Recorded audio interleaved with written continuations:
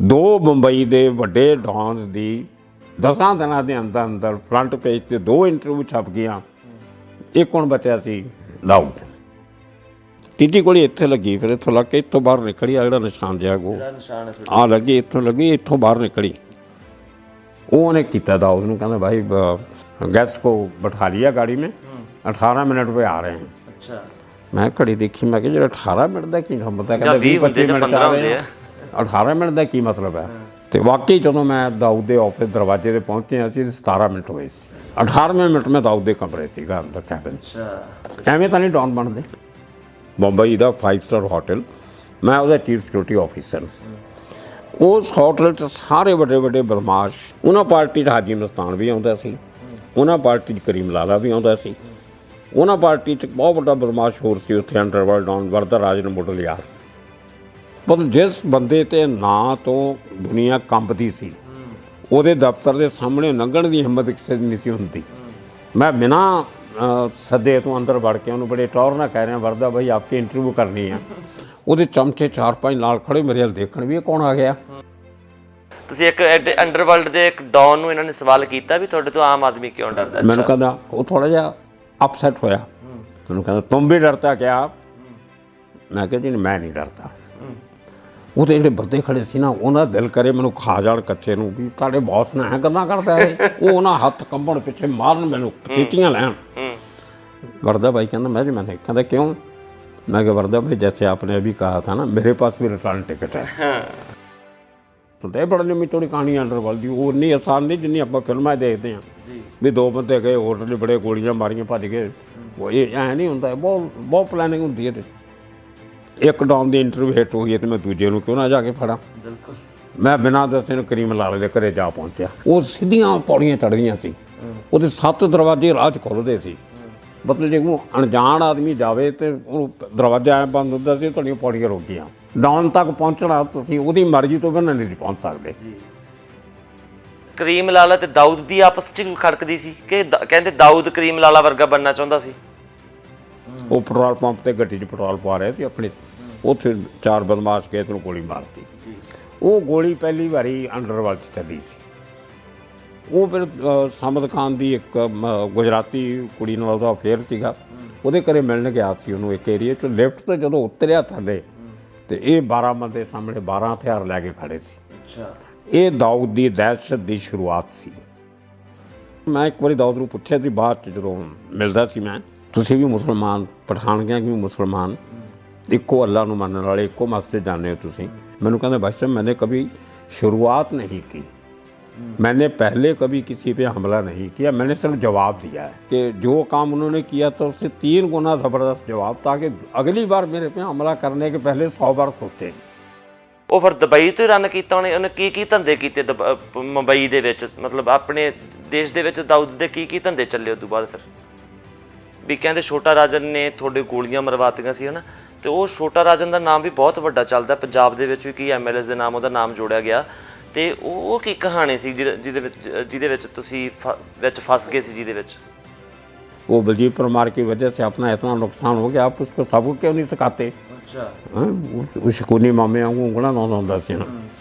ਉਹ 3-4 ਵਾਰੀ ਇਹਨਾਂ ਨੇ ਮੇਰੇ ਤੇ ਟਰਾਈ ਵੀ ਕੀਤੀ, मैं कुदरती बच गया। पहला मैं 2 कदम पीछे खड़ के उन्होंने पूछा, मैं किसके घर जाना आपको, किसका ढूंढ रहे हो किसी को? वो ढक्कन जा खोलिया तो गन कढ़ी, तो गोलियां तो मेरे अंदर भी इत्थे पई सी, शर्ट दे अंदर डिग्गी सी।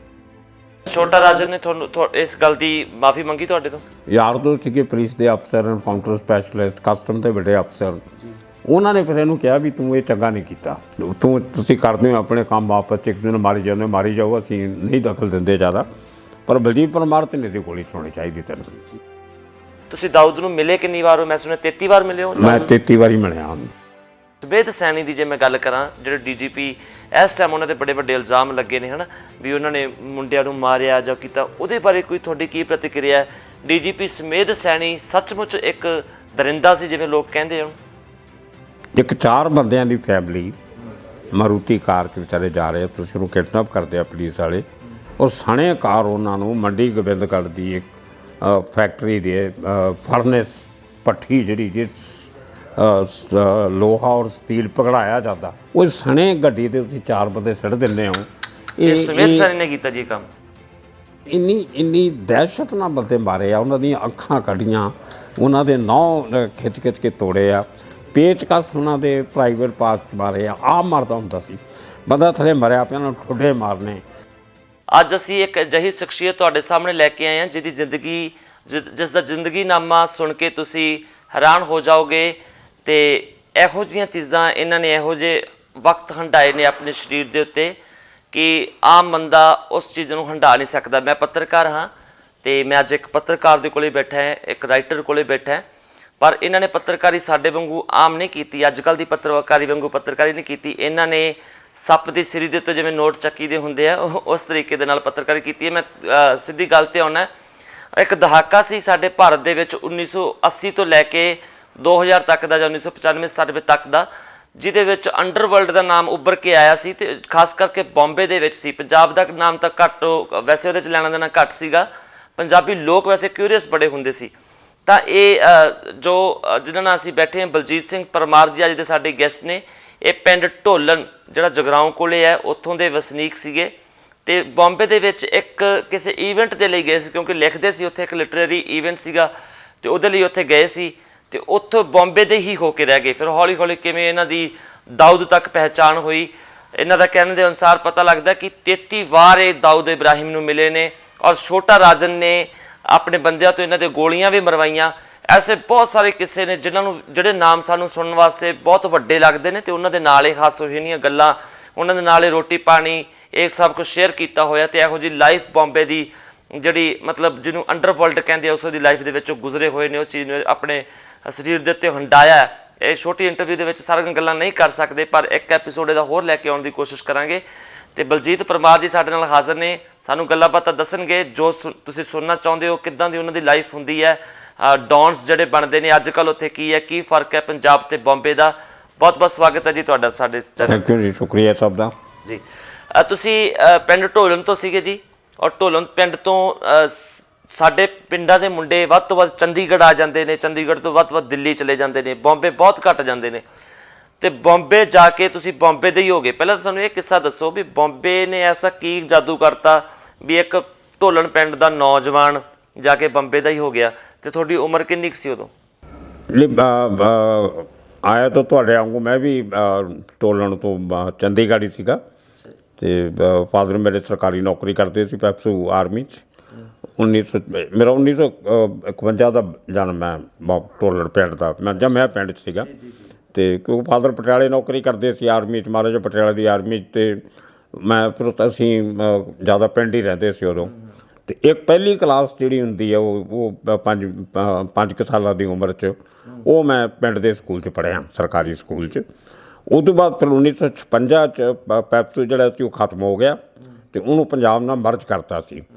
ਮਰਜ ਹੋਣ ਤੋਂ ਬਾਅਦ ਜਿਹੜੀ ਮਹਾਰਾਜੇ ਦੀ ਆਰਮੀ 'ਚ ਜਿਹੜੇ ਕਾਫੀ ਸਾਰੇ ਲੋਕ ਸੀਗੇ, ਉਹਨਾਂ ਨੂੰ ਸਿਵਲ ਦੀਆਂ ਨੌਕਰੀਆਂ ਦੇਤੀਆਂ ਸੀ। ਪੰਜਾਬ ਸਰਕਾਰ ਇਕੱਠਾ ਹੋ ਗਿਆ ਸੀ ਉਦੋਂ ਪੈਪਸੂ ਦੇ ਪੰਜਾਬ ਮਿਲ ਕੇ, ਤੇ ਰਾਜਧਾਨੀ ਸ਼ਿਮਲਾ ਬਣ ਗਈ। ਤੇ ਫਾਦਰ ਸਾਡੇ ਪਟਿਆਲੇ ਤੋਂ ਸ਼ਿਫਟ ਹੋ ਕੇ ਸ਼ਿਮਲਾ ਚਲੇ ਗਏ। ਬੰਬੇ ਤੁਸੀਂ ਕਿਹੜੇ ਸਾਲ 'ਚ ਗਏ? ਬੰਬੇ ਕਿਹੜੇ ਸਾਲ 'ਚ ਗਏ ਤੁਸੀਂ? ਫਿਰ ਮੈਂ MA ਕਰਕੇ ਇੱਥੋਂ ਮੈਂ ਡਕਸ਼ਈ ਸ਼ਿਮਲਾ ਐਲ 'ਚ ਮੈਂ ਸਕੂਲ ਟੀਚਰ ਲੱਗ ਗਿਆ ਜਾ ਕੇ MA ਕਰਕੇ 1976 'ਚ। ਜੋ ਡਕਸ਼ਈ ਸੀਗਾ ਮੈਂ ਉਦੋਂ ਇੱਕ ਇਨਵੀਟੇਸ਼ਨ ਆਈ ਬੰਬੇ ਤੋਂ ਕਿ ਇੰਟਰਨੈਸ਼ਨਲ ਪੰਜਾਬੀ ਰਾਈਟਰਸ ਕਾਨਫਰੰਸ ਜਿਹੜੀ ਹੈ 25, 26, 27 ਦਸੰਬਰ 1976 ਉਹ ਬੰਬੇ ਹੋ ਰਹੀ ਹੈ। ਤੇ ਮੈਂ ਆਪਣੇ ਕੁਝ ਦੋਸਤਾਂ ਨਾਲ ਉਸ ਜ਼ਮਾਨੇ 'ਚ ਜੋ ਹੁੰਦਾ ਸੀ ਵੀ ਸ਼ਨੀਚਰ ਐਤਵਾਰ ਦੀ ਛੁੱਟੀ ਵਾਲੇ ਦਿਨ ਚੰਡੀਗੜ੍ਹ ਆ ਜਾਣਾ ਤੇ ਦੋਸਤਾਂ ਨੂੰ ਮਿਲ ਕੇ ਅਸੀਂ ਉੱਥੇ ਮੈਨੂੰ ਸੁਰਜੀਤ ਪਾਤਰ ਮਿਲ ਗਿਆ, ਦਲਜੀਤ ਮਿਲ ਗਿਆ, ਦਿੱਲੀ ਦੇ ਕੁਝ ਰਾਈਟਰ ਆਏ ਸੀ ਫੰਕਸ਼ਨ 'ਤੇ। ਸਾਰਿਆਂ ਨੇ ਪ੍ਰੋਗਰਾਮ ਬਣਾ ਲਿਆ ਵੀ ਚਲੋ ਇਕੱਠੇ ਸਾਰੇ ਜਣੇ ਬੰਬੇ ਚੱਲਦੇ। ਅਤੇ ਅਸੀਂ ਸਾਰਿਆਂ ਨੇ ਲੁਧਿਆਣੇ ਤੋਂ ਟਿਕਟਾਂ ਬੁੱਕ ਕਰਾ ਲਈਆਂ ਅਤੇ ਬੰਬੇ ਪਹੁੰਚ ਗਏ। ਦਿੱਲੀ ਵਾਲੇ ਦਿੱਲੀੋਂ ਰਲ ਕੇ ਸਾਡੇ ਨਾਲ, ਡਾਕਟਰ ਸਤਿੰਦਰ ਨੂਰ ਅਤੇ ਐਸ ਬਲਵੰਤ, ਸਾਰੇ ਡਾਕਟਰ ਦੀਪਕ ਬ੍ਰਹਮੋਣ ਇੱਥੋਂ ਚੰਡੀਗੜ੍ਹੋਂ ਗਏ ਹੋਏ ਸੀ। ਤੋ ਕਰ ਕਰਾ ਕੇ 17-18 ਜਣਿਆਂ ਦਾ ਸਾਡਾ ਗਰੁੱਪ ਸੀ ਪੰਜਾਬ ਅਤੇ ਦਿੱਲੀ ਵਾਲਿਆਂ ਦਾ। ਅਸੀਂ 25 ਤਰੀਕ ਨੂੰ ਸਵੇਰੇ ਦਿੱਲੀ ਪਹੁੰਚ ਗਏ।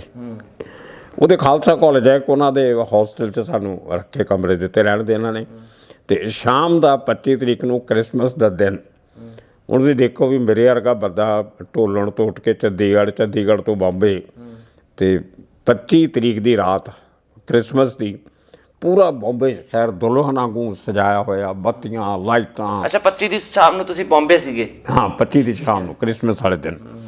ਔਰ ਪਹਿਲੀ ਵਾਰੀ ਬੰਬਈ ਦੀ ਅਸੀਂ ਲਾਈਟਿੰਗ ਦੇਖੀ। ਉਹ ਕੁਈਨਸ ਨੈਕਲੈਸ ਜਿਹੜਾ ਮੇਰੀਨ ਡਰਾਈਵ, ਬਿਲਡਿੰਗਾਂ 'ਤੇ ਲਾਈਟਾਂ ਲੱਗੀਆਂ ਹੋਈਆਂ, ਇੰਝ ਲੱਗਦਾ ਜਿਵੇਂ ਇੱਕ ਬਹੁਤ ਵੱਡਾ, ਸਾਰੇ ਘਰ 'ਚ ਬਹੁਤ ਵੱਡਾ ਵਿਆਹ ਹੋ ਰਿਹਾ। ਤੁਸੀਂ ਦਿਨ ਹੀ ਬਹੁਤ ਕਮਾਲ ਦੇ ਕਸੂਤੇ ਦੇ ਦਿਨ ਚਲੇ ਪਹਿਲੀ ਸਾਡਾ ਤੇ ਮੈਨੂੰ ਲੱਗਿਆ ਵੀ ਜਿਵੇਂ ਸਾਡੇ ਆਗਮਨ 'ਚ ਸਾਨੂੰ ਸਾਰਿਆਂ ਨੂੰ ਇਹ ਕੀਤਾ ਜਾ ਰਿਹਾ। ਔਰ ਉਸ ਤੋਂ ਵੱਡੀ ਗੱਲ ਇਹ ਕਿ ਪਹਿਲੀ ਰਾਤ ਦਾ ਜਿਹੜਾ ਡਿਨਰ ਸੀ, ਜਿਹੜਾ ਉਹ ਇੱਕ 5 ਸਟਾਰ ਹੋਟਲ 'ਚ ਰੱਖਿਆ ਉੱਥੋਂ ਦੇ ਪ੍ਰਬੰਧਕਾਂ ਨੇ। ਖਿੱਚ ਹੋਣੀ ਸ਼ੁਰੂ ਹੋ ਗਈ ਵੀ ਪਹਿਲੇ ਦਿਨ ਹੀ, ਮਤਲਬ ਉਹ ਇੱਕ ਕਸ਼ਿਸ਼, ਖਿੱਚ, ਚੰਦਿਆਉਣਾ, ਰੌਸ਼ਨੀਆਂ, ਜਗਮਗਾਹਟ, ਇਹ ਸਾਰਾ ਕੁਝ ਦੇਖ ਕੇ ਅੱਖਾਂ 'ਚ ਉਹਦੇ ਆ ਜਾਂਦੀਆਂ, ਜਿਵੇਂ ਕਹਿੰਦੇ ਆ। ਅਤੇ ਉਹ ਦਾ first impression is the last impression. ਅਤੇ ਉਹ ਪਹਿਲੀ ਰਾਤ ਦਾ ਡਿਨਰ 5 ਸਟਾਰ ਹੋਟਲ 'ਚ, ਓਬਰਾਏ ਹੋਟਲ 'ਚ, ਅਤੇ ਉਹ ਸਾਹਮਣੇ ਸਮੁੰਦਰ, ਇੱਕ ਪਾਸੇ ਮੇਰੀਨ ਡਰਾਈਵ, ਕੁਈਨਸ ਨੈਕਲੈਸ ਜਿਹਨੂੰ ਕਹਿੰਦੇ, ਅਤੇ ਵਿਚਾਲੇ ਹੋਟਲ 'ਚ ਅਸੀਂ ਰਾਤ ਨੂੰ ਖਾਣਾ ਖਾ ਰਹੇ ਹਾਂ। ਔਰ ਉਸ ਖਾਣੇ ਦੀ ਪਾਰਟੀ 'ਚ ਬੰਬੇ ਦੀ ਕਰੀਮ, ਉਸ ਟਾਈਮ ਦੀ ਵੱਡੇ ਵੱਡੇ ਇੰਡਸਟਰੀਅਲਿਸਟ, ਫਿਲਮ ਇੰਡਸਟਰੀ, ਉਸੇ ਡਿਨਰ 'ਚ ਚੇਤਨ ਆਨੰਦ ਸਾਹਿਬ ਆਏ ਹੋਏ ਸੀ, ਸੁਨੀਲ ਦੱਤ ਆਏ ਹੋਏ, ਰਜਿੰਦਰ ਸਿੰਘ ਬੇਦੀ ਆਏ ਹੋਏ, ਸਾਗਰ ਸਰਹੱਦੀ, ਮਨਮੋਹਨ ਕ੍ਰਿਸ਼ਨ, ਮਤਲਬ ਗੋਲਡੀ ਸਾਹਿਬ, ਅਤੇ ਇਹੋ ਜਿਹੇ ਕਈ ਸਾਰੇ ਹੋਰ, ਜਗਜੀਤ ਸਿੰਘ ਗਜ਼ਲ ਸਿੰਗਰ, ਅਤੇ ਸਰਦੂਲ ਸਿੰਘ ਕਵਾਤਰਾ ਮਿਊਜ਼ਿਕ ਡਾਇਰੈਕਟਰ ਹੁੰਦੇ ਸੀ, ਡੈਥ ਹੋ ਗਈ ਉਹਨਾਂ ਦੀ ਹੁਣ। ਮਹਿੰਦਰਜੀਤ ਮਿਊਜ਼ਿਕ ਡਾਇਰੈਕਟਰ, ਆਪਣਾ ਮਹਿੰਦਰ ਸੰਧੂ, ਬਲਦੇਵ ਖੋਸਾ, ਮਤਲਬ ਕਿੰਨੇ, ਕੋਈ 35-40 ਜਾਣੇ ਫਿਲਮ ਇੰਡਸਟਰੀ ਦੀ ਕਰੀਮ ਤੋਂ ਇਲਾਵਾ ਜਿਹੜੇ ਇੰਡਸਟਰੀਅਲਿਸਟ ਸੀ ਵੱਡੇ ਵੱਡੇ, ਕੇਸ਼ਵ ਮਹਿੰਦਰਾ ਦੇ ਮਾਲਕ, ਉਹ ਪੰਜਾਬੀ ਨਹੀਂ, ਕੇਸ਼ਵ ਮਹਿੰਦਰਾ ਆਏ ਹੋਏ, ਅਤੇ ਇੱਕ ਔਰਕੇ ਮਿਲਸ ਹੁੰਦੀ ਸੀ ਰਿਲਾਇੰਸ ਵਾਲਿਆਂ ਵਰਗੀ, ਉਹਦੇ ਮਾਲਕ ਕਪਲ ਮਹਿਰਾ, ਮਤਲਬ ਬਹੁਤ ਕਰੀਬ ਆਈ ਹੋਈ ਸੀ। ਸਾਰੇ ਬੰਦੇ ਸਾਨੂੰ ਮਿਲੇ ਉੱਥੇ, ਅਤੇ ਮੈਂ ਬੜਾ ਹੈਰਾਨ, ਮੈਂ ਕਿਹਾ ਬਲਜੀਤ ਪਰਮਾਰ, ਤੂੰ ਅਗਰ ਚੰਡੀਗੜ੍ਹ ਰਹਿ ਗਿਆ ਤਾਂ ਤੈਨੂੰ ਜ਼ਿਆਦਾ ਤੋਂ ਜ਼ਿਆਦਾ ਇੱਕ ਮੁੱਖ ਮੰਤਰੀ ਜਾਣੂਗਾ, ਜੇ ਕੁਝ ਵੱਡਾ ਬੰਦਾ ਬਣ ਗਿਆ ਤਾਂ 2-4 ਮੰਤਰੀ, 2-4 MLA, 2-4 MP, ਇਹ ਤੋਂ ਇਲਾਵਾ ਤੈਨੂੰ ਹੋਰ ਤਾਂ ਬੰਦਾ ਮਿਲਣਾ ਨਹੀਂ ਕੋਈ, ਨਾ ਫਿਲਮ ਇੰਡਸਟਰੀ ਦਾ ਮਿਲਣਾ, ਨਾ ਕੋਈ ਸੈਲੀਬ੍ਰਿਟੀ ਮਿਲਣਾ। ਅਤੇ ਦਿਲ 'ਚ ਮੈਂ ਸੋਚਦਾ ਸੀ, ਅਜੇ ਕੋਈ ਉੱਥੇ ਰਹਿਣ ਦਾ ਕੋਈ ਇਰਾਦਾ ਨਹੀਂ ਸੀ। ਖੈਰ ਉਹ ਪਹਿਲੀ ਰਾਤ ਸਾਡੀ ਬਹੁਤ ਵਧੀਆ ਨਿਕਲੀ। ਫਿਰ ਵਾਪਸੀ 'ਤੇ ਜਦੋਂ ਅਸੀਂ ਆ ਰਹੇ ਸੀ ਆਪਣੇ ਹੋਸਟਲ ਵਾਪਸ ਖਾਲਸਾ ਕਾਲਜ ਦੇ, ਅਤੇ ਉਹ ਆਤਿਸ਼ਬਾਜ਼ੀ ਔਰ ਪਟਾਕੇ ਇਹ ਸ਼ੁਰੂ ਹੋ ਗਏ, ਔਰ ਅਸੀਂ ਬੜੇ ਇੰਜੋਏ ਕਰਦੇ ਕਰਦੇ 2:30-3 ਵਜੇ ਰਾਤ ਦੇ ਕਿਤੇ ਆ ਕੇ ਅਸੀਂ ਸਵੇਰ ਦੇ ਹੋਸਟਲ 'ਚ ਆਏ, ਅਤੇ ਅਸੀਂ ਗੱਲਾਂ ਕਰਦੇ ਕਰਦੇ ਸਾਨੂੰ ਸੂਰਜ ਚੜ੍ਹ ਗਏ, ਪਤਾ ਹੀ ਨਹੀਂ ਲੱਗਿਆ। ਅਤੇ ਅਗਲੇ ਦਿਨ ਫਿਰ ਪੂਰੇ ਸੈਮੀਨਾਰ ਸੀ ਦੇਸ਼, ਸੈਮੀਨਾਰ 'ਚ ਫਿਰ ਵੱਡੇ ਵੱਡੇ ਬੰਦੇ ਆਏ, ਕੈਨੇਡਾ ਤੋਂ ਰਾਈਟਰ ਆਏ ਸੀ, ਅਮਰੀਕਾ ਤੋਂ ਆਏ ਸੀ, ਪਾਕਿਸਤਾਨ ਤੋਂ ਆਏ ਸੀ, ਅਤੇ ਉਹਨਾਂ ਨਾਲ ਇੰਟਰੈਕਸ਼ਨ ਰਿਹਾ। ਅਤੇ ਫਾਈਨਲ ਡੇ ਨੂੰ ਕਲਚਰਲ ਪ੍ਰੋਗਰਾਮ, ਜਿਹਦੇ 'ਚ ਮਨਮੋਹਨ, ਆਪਣਾ ਦੀਪਕ, ਮਨੋਹਰ ਦੀਪਕ ਬਹੁਤ ਵਧੀਆ ਭੰਗੜਾ ਪਾਉਂਦੇ, ਸੁਨਾਮ ਦੇ ਰਹਿਣ ਵਾਲੇ ਸੀਗੇ, ਜੋਗਿੰਦਰ ਰੰਗਾ ਖੁਸ਼, ਉਹਨੇ ਇਹਨਾਂ ਦਾ ਭੰਗੜਾ ਹੋਇਆ, ਉਹ ਅਸੀਂ ਦੇਖਿਆ। ਅਤੇ ਮਧੂਮਤੀ ਜੀ ਦਾ ਡਾਂਸ, ਇਹ ਮਤਲਬ ਤੀਜਾ ਦਿਨ ਵੀ ਇੰਨਾ ਗਲੈਮਰਸ ਸੀਗਾ ਕਿ ਲਿਟਰੇਚਰ, ਗਲੈਮਰ, ਸੈਲੀਬ੍ਰਿਟੀਜ਼, ਇਹ ਸਾਰਾ ਕੁਝ ਇਕੱਠਾ ਅਸੀਂ 3 ਦਿਨਾਂ 'ਚ ਇੰਨਾ ਦੇਖ ਲਿਆ ਕਿ ਉਹ ਦਿਮਾਗ 'ਚੋਂ ਬਸ ਗਿਆ, ਉਹ ਵਿੱਚ ਰਹਿ ਗਿਆ। ਦਿਲ ਕੀਤਾ ਵੀ ਇੱਥੋਂ ਜਾਣ ਦਾ ਨਹੀਂ ਫਾਇਦਾ। ਅਤੇ ਰਾਤ ਨੂੰ ਕਵੀ ਦਰਬਾਰ ਸੀ, ਮੈਂ ਕਵਿਤਾ ਪੜ੍ਹੀ, ਭਗਤ ਸਿੰਘ 'ਤੇ ਕਵਿਤਾ ਸੀ ਮੇਰੀ, ਇੱਕ ਉਹ ਮੈਂ ਪੜ੍ਹੀ, ਉਹ ਬੜੀ ਮਕਬੂਲ ਹੋਈ। ਅਤੇ ਕਵਿਤਾ ਪੜ੍ਹ ਕੇ ਜਦੋਂ ਥੱਲੇ ਉਤਰਿਆ, ਅਤੇ ਇੱਕ ਛੋਟੇ ਜਿਹੇ ਕੱਦ ਦੇ ਸਰਦਾਰ ਜੀ ਆ ਗਏ ਇੱਕ, ਅਤੇ ਮੈਨੂੰ ਜੱਫੀ ਪਾ ਕੇ ਚੱਕ ਲਿਆ ਉਹਨਾਂ ਨੇ। ਮੈਂ ਉਹਨਾਂ ਨੂੰ ਕਦੇ ਦੇਖਿਆ ਨਹੀਂ ਸੀ ਜ਼ਿੰਦਗੀ 'ਚ। ਮੈਨੂੰ ਕਦੇ ਪਹਿਲਾਂ ਇਹ ਦੱਸ ਤੂੰ ਕਿਹੜੇ ਪਿੰਡ ਦਾ ਪਰਮਾਰ ਆ? ਨਹੀਂ, ਮੈਂ ਢੋਲਣ ਦਾ। ਉਹਨਾਂ ਨੇ ਮੇਰੇ ਜਿੰਨੇ ਚਾਚੇ ਤਾਏ, ਜਿੰਨੇ ਕਿ ਮੇਰੇ ਰਿਸ਼ਤੇਦਾਰ ਜਾਣਦੇ, ਸਾਰੇ ਦੇ ਨਾਂ ਗਣਾ ਤੇ। ਉਹ ਬੰਦੇ ਦਾ ਨਾਂ ਸੀਗਾ ਗੁਰਸੇਵਕ ਸਿੰਘ ਪਰਮਾਰ। ਉਹ ਮਹਾਰਾਸ਼ਟਰ ਦੀ ਰਾਜਪੂਤ ਐਸੋਸੀਏਸ਼ਨ ਦਾ ਪ੍ਰਧਾਨ ਸੀ, ਔਰ ਇੰਨੀ ਨੌਲੇਜ ਉਸ ਬੰਦੇ ਨੂੰ, ਕਿਹੜੇ ਪਿੰਡ ਦੇ ਕਿਹੜੇ ਪਰਮਾਰ, ਕਿਹੜੇ ਪਿੰਡ ਦੇ ਮਨਹਾਸਾ, ਖੈਰ ਲੰਬੀ ਚੌੜੀ ਕਹਾਣੀ। ਅਤੇ ਉਹ ਕਹਿੰਦੇ ਮੈਂ ਅੱਜ ਤਾਂ ਤੂੰ ਮੇਰੇ ਨਾਲ ਮੇਰੇ ਘਰ ਜਾਣਾ। ਅਗਲੇ ਦਿਨ ਸ਼ਾਮ ਨੂੰ ਸਾਡੀ 3 ਵਜੇ ਟ੍ਰੇਨ ਸੀਗੀ, ਚੌਥੇ ਦਿਨ। ਉਹ ਕਹਿੰਦਾ ਇਹਦੀ ਟਿਕਟ ਕੈਂਸਲ ਕਰਾਓ, ਅਤੇ ਅਸੀਂ 2-4 ਦਿਨ ਰੱਖਣਾ, ਇੱਥੇ ਰਾਜਪੂਤ ਬਰਾਦਰੀ 'ਚ ਇਹਦੀਆਂ ਮੁਲਾਕਾਤਾਂ ਕਰਾਉਣੀਆਂ, ਅਤੇ ਅਸੀਂ ਨੂੰ ਆਪੇ ਭੇਜ ਦਾਂਗੇ ਬਾਅਦ 'ਚ। ਉਹਨੇ ਮੇਰੀ ਟਿਕਟ ਕੈਂਸਲ ਕਰਾਤੀ ਜ਼ਬਰਦਸਤੀ, ਆਪਣੇ ਘਰ ਲੈ ਗਏ ਮੈਨੂੰ, ਅਤੇ 2 ਰਾਤਾਂ ਮੈਂ ਉਹਨਾਂ ਦੇ ਘਰ ਰਿਹਾ। ਤੀਜੀ ਰਾਤ ਇੱਕ ਮੇਰੀ ਵਾਈਫ ਦੇ ਚਾਚਾ ਜੀ ਸੀਗੇ, ਉਹ ਉੱਥੇ ਇਨਕਮ ਟੈਕਸ ਅਫਸਰ ਸੀਗੇ ਉਸ ਬੰਦੇ, ਅਤੇ ਉਹਨਾਂ ਨੂੰ ਦੱਸਤਾ ਉਹਨੇ ਪਰਮਾਰ ਨੇ ਕਿ ਤੁਹਾਡਾ ਜਵਾਈ ਆਇਆ ਹੋਇਆ। ਉਹ 2 ਦਿਨ ਉਹ ਮੈਨੂੰ ਆਪਣੇ ਘਰ ਲੈ ਗਏ। ਖੈਰ ਜੀ ਕਰਦੇ ਕਰਾਉਂਦੇ 10 ਕੁ ਦਿਨ ਮੈਨੂੰ ਰਾਜਪੂਤਾਂ ਦੀ ਬਰਾਦਰੀ ਨੇ ਰੋਟੀਆਂ ਰਾਟੀਆਂ ਖਵਾਈਆਂ ਅਤੇ ਸੇਵਾ ਪਾਣੀ ਕੀਤਾ ਅਤੇ ਥੋੜ੍ਹਾ ਜਿਹਾ ਹੋਰ ਚੰਗਾ ਲੱਗਣ ਲੱਗ ਗਿਆ। ਕਮਾਉਣ ਪਾਉਣ ਲੱਗ ਗਏ। ਮੈਨੂੰ ਮਾੜਾ ਮਾੜਾ ਜੀ ਬਿਲਡਿੰਗਾਂ ਯਾਦ ਰਹਿਣ ਲੱਗ ਗਈਆਂ। ਪੁਰਤਗੇਜ਼ੀ ਚਰਚ ਹੈ, ਆਹ ਫਲਾਨੀ ਮਸਜਿਦ ਹੈ, ਆਹ ਫਲਾਨਾ ਹੋਟਲ ਹੈ। ਅਤੇ ਉਹਨਾਂ ਦਿਨਾਂ 'ਚ ਮੈਨੂੰ ਉੱਥੇ 3 ਦਿਨਾਂ ਦੇ ਫੰਕਸ਼ਨ 'ਤੇ ਲਾਭ ਸਿੰਘ ਮਿਲ ਗਏ ਸੀ। ਲਾਭ ਸਿੰਘ ਮੇਰੇ ਸਕੂਲ ਟੀਚਰ ਵੀ ਸੀਗੇ, ਈਵਨਿੰਗ ਕਾਲਜ ਮੇਰੇ ਕਲਾਸ ਫੈਲੋ ਵੀ ਬਣ ਗਏ ਸੀ। ਬਾਅਦ 'ਚੋਂ ਭੰਗੜੇ ਦੇ ਉਸਤਾਦ ਸੀ ਬਹੁਤ ਵੱਡੇ, ਉਹਨਾਂ ਨੂੰ ਭੰਗੜਾ ਕਿੰਗ ਕਹਿੰਦੇ ਹੁੰਦੇ ਸੀ ਉਸ ਜ਼ਮਾਨੇ 'ਚ। ਉਹ ਹੀਰ ਰਾਂਝਾ 'ਚ ਉਹਨਾਂ ਨੇ ਚੇਤਨ ਸਾਹਿਬ ਦੀ ਫਿਲਮ 'ਚ ਭੰਗੜਾ ਪਾਇਆ ਸੀ, ਅਰੇਂਜ ਵੀ ਕਰਾਇਆ ਸੀ ਸਾਰੇ। ਚੇਤਨ ਸਾਹਿਬ ਉਹਨਾਂ ਨੂੰ ਜਾਣਦੇ ਸੀ। ਉਹ ਚੇਤਨ ਸਾਹਿਬ ਦੇ ਪ੍ਰੋਡਕਸ਼ਨ ਕੰਟਰੋਲਰ ਸੀਗੇ ਜਿਨ੍ਹਾਂ ਨੇ ਹੀਰ ਰਾਂਝਾ ਫਿਲਮ ਬਣਾਈ ਸੀ, ਅਤੇ ਉਹਨਾਂ ਦੇ ਘਰ ਹੀ ਰਹਿੰਦੇ ਹੁੰਦੇ ਸੀ। ਅਤੇ 10 ਦਿਨਾਂ ਬਾਅਦ ਮੈਨੂੰ ਲਾਭ ਸਿੰਘ ਜ਼ਬਰਦਸਤੀ ਮੇਰਾ ਬੈਗ ਚੱਕ ਕੇ ਚੇਤਨ ਸਾਹਿਬ ਦੇ ਘਰ ਲੈ ਗਏ। 18 ਦਿਨ ਮੈਂ ਚੇਤਨ ਸਾਹਿਬ ਦੇ ਘਰੇ ਰਿਹਾ। ਇੰਨਾ ਵੱਡਾ ਫਿਲਮ ਡਾਇਰੈਕਟਰ, ਸਮੁੰਦਰ ਦੇ ਕਿਨਾਰੇ ਬਗਲਾ। ਹੁਣ 2-4 ਦਿਨਾਂ ਬਾਅਦ ਉੱਥੇ ਰਾਜਕੁਮਾਰ ਦਾ ਬਰਥਡੇ ਸੀਗਾ, ਜਿਹੜੇ ਹੀਰੋ ਸੀਗੇ ਹੀਰ ਰਾਂਝਾ ਫਿਲਮ 'ਚ। ਉਹ ਆਪਣੇ ਘਰੇ ਬਰਥਡੇ ਨਹੀਂ ਸੀ ਮਨਾਉਂਦੇ, ਨਾ ਕਿਤੇ ਫੈਮਿਲੀ ਲੈ ਕੇ ਜਾਂਦੇ। ਬੜਾ ਰੈਕਲੂਸਿਵ ਜਿਹਾ ਆਦਮੀ ਸੀ ਉਹ, ਕਲਾਕਾਰ ਜਿਹਾ ਰਹਿਣ ਵਾਲਾ, ਚੁੱਪ ਚਪੀਤਾ ਜੀ। ਅਤੇ ਉਹ ਬਰਥਡੇ 'ਤੇ ਰਾਜੇਸ਼ ਖੰਨਾ ਆਇਆ, ਉਸ ਬਰਥਡੇ 'ਤੇ ਵਿਨੋਦ ਖੰਨਾ ਆਇਆ ਹੋਇਆ, ਉਸ ਬਰਥਡੇ 'ਤੇ ਹੋਰ 10-12 ਜਿਹੜੇ ਚੇਤਨ ਸਾਹਿਬ ਦੀ ਫੈਮਿਲੀ ਦੇ ਬੰਦੇ ਸੀ ਉਹ ਆਏ ਹੋਏ। ਅਤੇ ਮੇਰੇ ਲਈ ਹੋਰ ਸੈਲੀਬ੍ਰਿਟੀ ਦੇਖ ਕੇ ਮੈਂ ਚੰਗਾ ਜਿਹਾ ਲੱਗਾ ਆਪਣੇ ਆਪ ਨੂੰ। ਚਲੋ ਇਹਦਾ ਮਤਲਬ ਤੁਸੀਂ ਉੱਥੇ ਫਿਰ ਰਹਿਣਾ ਸ਼ੁਰੂ ਕਰਤਾ, ਵਾਪਸ ਨਹੀਂ ਆਏ? ਪਹਿਲੀ ਵਾਰੀ 'ਚ ਵਾਪਸ ਨਹੀਂ ਆਏ ਤੁਸੀਂ? ਮੈਂ ਫਿਰ ਇਹੋ ਜਿਹਾ ਮੇਰਾ ਦਿਲ ਲੱਗਿਆ ਅਤੇ ਮੈਂ ਫਿਰ ਵਾਪਸ ਕਿਉਂ ਆਉਣਾ ਸੀ। ਮੈਂ ਕਿਹਾ ਚਲੋ ਹੋਰ ਦਫ਼ਤਰ ਨੂੰ ਘੁੰਮ ਕੇ ਜਾਂਦੇ ਹਾਂ। ਕਰਦੇ ਕਰਦੇ 3 ਮਹੀਨੇ ਲੱਗ ਗਏ ਮੈਨੂੰ। ਅਤੇ ਚੇਤਨ ਸਾਹਿਬ ਦੇ ਦਫ਼ਤਰ ਚਲੇ ਜਾਣਾ, ਉੱਥੇ ਲੋਕਾਂ ਨੂੰ ਮਿਲਣਾ। ਖੈਰ ਸ਼ੂਟਿੰਗ ਹੋ ਰਹੀ, ਸ਼ੂਟਿੰਗ ਦੇਖਣ ਚਲੇ ਜਾਣਾ। ਤੁਸੀਂ ਪੱਤਰਕਾਰੀ ਫਿਰ ਆਪਦੀ ਬੰਬੇ ਦੇ ਵਿੱਚ ਕਦੋਂ ਸ਼ੁਰੂ ਕੀਤੀ? ਅਤੇ ਪੱਤਰਕਾਰ ਹੁੰਦਿਆਂ ਤੁਸੀਂ ਫਿਰ ਦਾਊਦ ਨੂੰ, ਦਾਊਦ ਇਬਰਾਹਿਮ ਨੂੰ ਅਤੇ ਕਰੀਮ ਲਾਲਾ ਨੂੰ ਅਤੇ ਹੋਰ ਤੋਂ ਹਜ਼ਰਤ ਖਾਨ ਜਿਹੜੇ ਨੇ, ਉਹਨਾਂ ਨੂੰ ਤੁਸੀਂ ਬਹੁਤ ਲੋਕਾਂ ਨੂੰ ਤੁਸੀਂ ਮਿਲੇ। ਉਹਨਾਂ ਨੂੰ ਕਿਵੇਂ ਮਿਲੇ ਤੁਸੀਂ? ਉਹਨਾਂ ਸਾਰੇ ਲੋਕਾਂ ਦਾ ਮੈਨੂੰ ਐਕਚੁਅਲੀ ਨਾ ਮੈਨੂੰ ਬਹੁਤ ਜਲਦੀ ਕੁਛ ਮਿਲਿਆ। ਮੈਂ ਥੋੜ੍ਹਾ ਜਿਹਾ ਲੱਕੀ ਰਿਹਾ ਜ਼ਿੰਦਗੀ 'ਚ ਇਸ ਕਰਕੇ ਕਿ ਮੈਨੂੰ ਜਿਹੜਾ ਮੌਕਾ ਮਿਲਿਆ ਅਤੇ ਮੈਂ ਉਹਨੂੰ ਦੋਨਾਂ ਹੱਥਾਂ ਨਾਲ ਬੋਚ ਲਿਆ। ਅਤੇ ਮੈਂ ਸੋਚਦਾ ਘੱਟ ਹੁੰਦਾ ਸੀ, ਕੰਮ ਜ਼ਿਆਦਾ ਕਰਦਾ ਹੁੰਦਾ ਸੀ। ਅਤੇ ਮੈਨੂੰ ਉਹਨਾਂ ਦਿਨਾਂ 'ਚ ਮੈਨੂੰ ਪਤਾ ਕਿਤੇ ਰਹਿਣਾ ਤਾਂ ਇੱਥੇ ਹੀ ਆ, ਵਾਪਸ ਜਾਣਾ ਨੌਕਰੀ ਕਰਨੀ ਹੈ। ਫਿਲਮ ਇੰਡਸਟਰੀ 'ਚ ਮੈਨੂੰ ਜ਼ਿਆਦਾ ਲਗਾ ਨਹੀਂ ਸੀ। ਮੈਂ ਕੋਈ ਸ਼ੂਟਿੰਗਾਂ ਦੇਖ ਕੇ ਜਾਂ ਉਹ ਨਹੀਂ ਸੀ ਬਣਨਾ ਚਾਹੁੰਦਾ, ਨਾ ਮੈਂ ਕੋਈ ਫਿਲਮੀ ਰਾਈਟਰ ਕੋਈ ਬਣਨਾ ਚਾਹੁੰਦਾ ਸੀ। ਉਹ ਮੇਰੇ ਦਿਲੋਂ ਦਿਮਾਗ 'ਚ ਹੈ ਨਹੀਂ ਸੀ।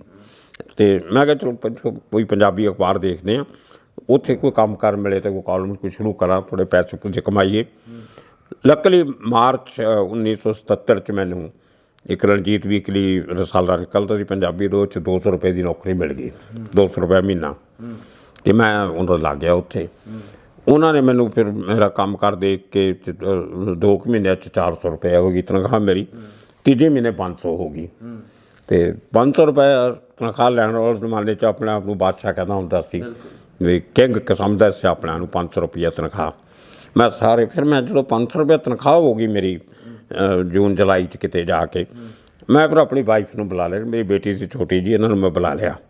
ਇਹ ਬੰਬੇ ਆ ਗਏ ਡਕਸ਼ਈ ਤੋਂ, ਸਾਰਾ ਸਮਾਨ ਉੱਤੇ ਚੱਕਿਆ, ਚੰਡੀਗੜ੍ਹ ਰੱਖ ਕੇ ਅਤੇ ਬਾਕੀ ਥੋੜ੍ਹਾ ਜਿਹਾ ਲੈ ਕੇ ਬੰਬੇ ਆ ਗਏ। ਮੈਂ ਨਿੱਕਾ ਜਿਹਾ ਝੋਪੜਾ ਕਿਰਾਏ 'ਤੇ ਲੈ ਲਿਆ। ਉੱਥੇ ਬੰਬੇ 'ਚ ਸਭ ਤੋਂ ਵੱਡੀ ਸਮੱਸਿਆ ਰਹਿਣ ਦੀ। ਤੁਹਾਨੂੰ ਸਾਰਾ ਕੁਝ ਮਿਲ ਜਾਂਦਾ ਲੇਕਿਨ ਰਿਹਾਇਸ਼ ਨਹੀਂ ਮਿਲਦੀ, ਕਿਰਾਏ ਬਹੁਤ ਜ਼ਿਆਦਾ, ਜਗ੍ਹਾ ਘੱਟ ਹੈ। ਅਤੇ ਮੈਨੂੰ ਇੱਕ ਝੋਪੜੇ 'ਚ ਰਹਿਣਾ ਪਿਆ। ਅਤੇ ਉਹਦਾ 13 ਰੁਪਏ ਕਿਰਾਇਆ ਹੁੰਦਾ ਸੀ ਮਹੀਨੇ ਦਾ। 10 ਫੁੱਟ ਬਾਈ 10 ਫੁੱਟ ਦੀ ਜਗ੍ਹਾ ਸੀ ਉਹ। ਅਤੇ ਉਹਦੇ 'ਚ ਅਸੀਂ ਥੱਲੇ ਬਿਸਤਰਾ ਲਾ ਕੇ ਸੌਂਦੇ ਸੀ। ਅਤੇ ਸਵੇਰੇ ਉੱਠ ਕੇ ਬਿਸਤਰਾ ਇਕੱਠਾ ਕਰਨਾ, ਇੱਕ ਪਾਸੇ ਬੈਂਚ ਜਿਹਾ ਸੀਗਾ, ਉਹਦੇ 'ਤੇ ਮੇਰੀਆਂ ਕਿਤਾਬਾਂ ਪਈਆਂ, ਅਤੇ ਥੱਲੇ ਸਟੋਵ ਸਟਾਵ ਲਾ ਕੇ ਰੋਟੀ ਪਾਣੀ ਬਣਾ ਲੈਣੀ ਅਸੀਂ। ਖੈਰ ਸਟਰਗਲ ਕੀਤੀ ਅਤੇ ਸਾਲ ਕੁ ਮੈਂ ਉਸ ਝੌਂਪੜੇ 'ਚ ਰਿਹਾ ਉੱਥੇ।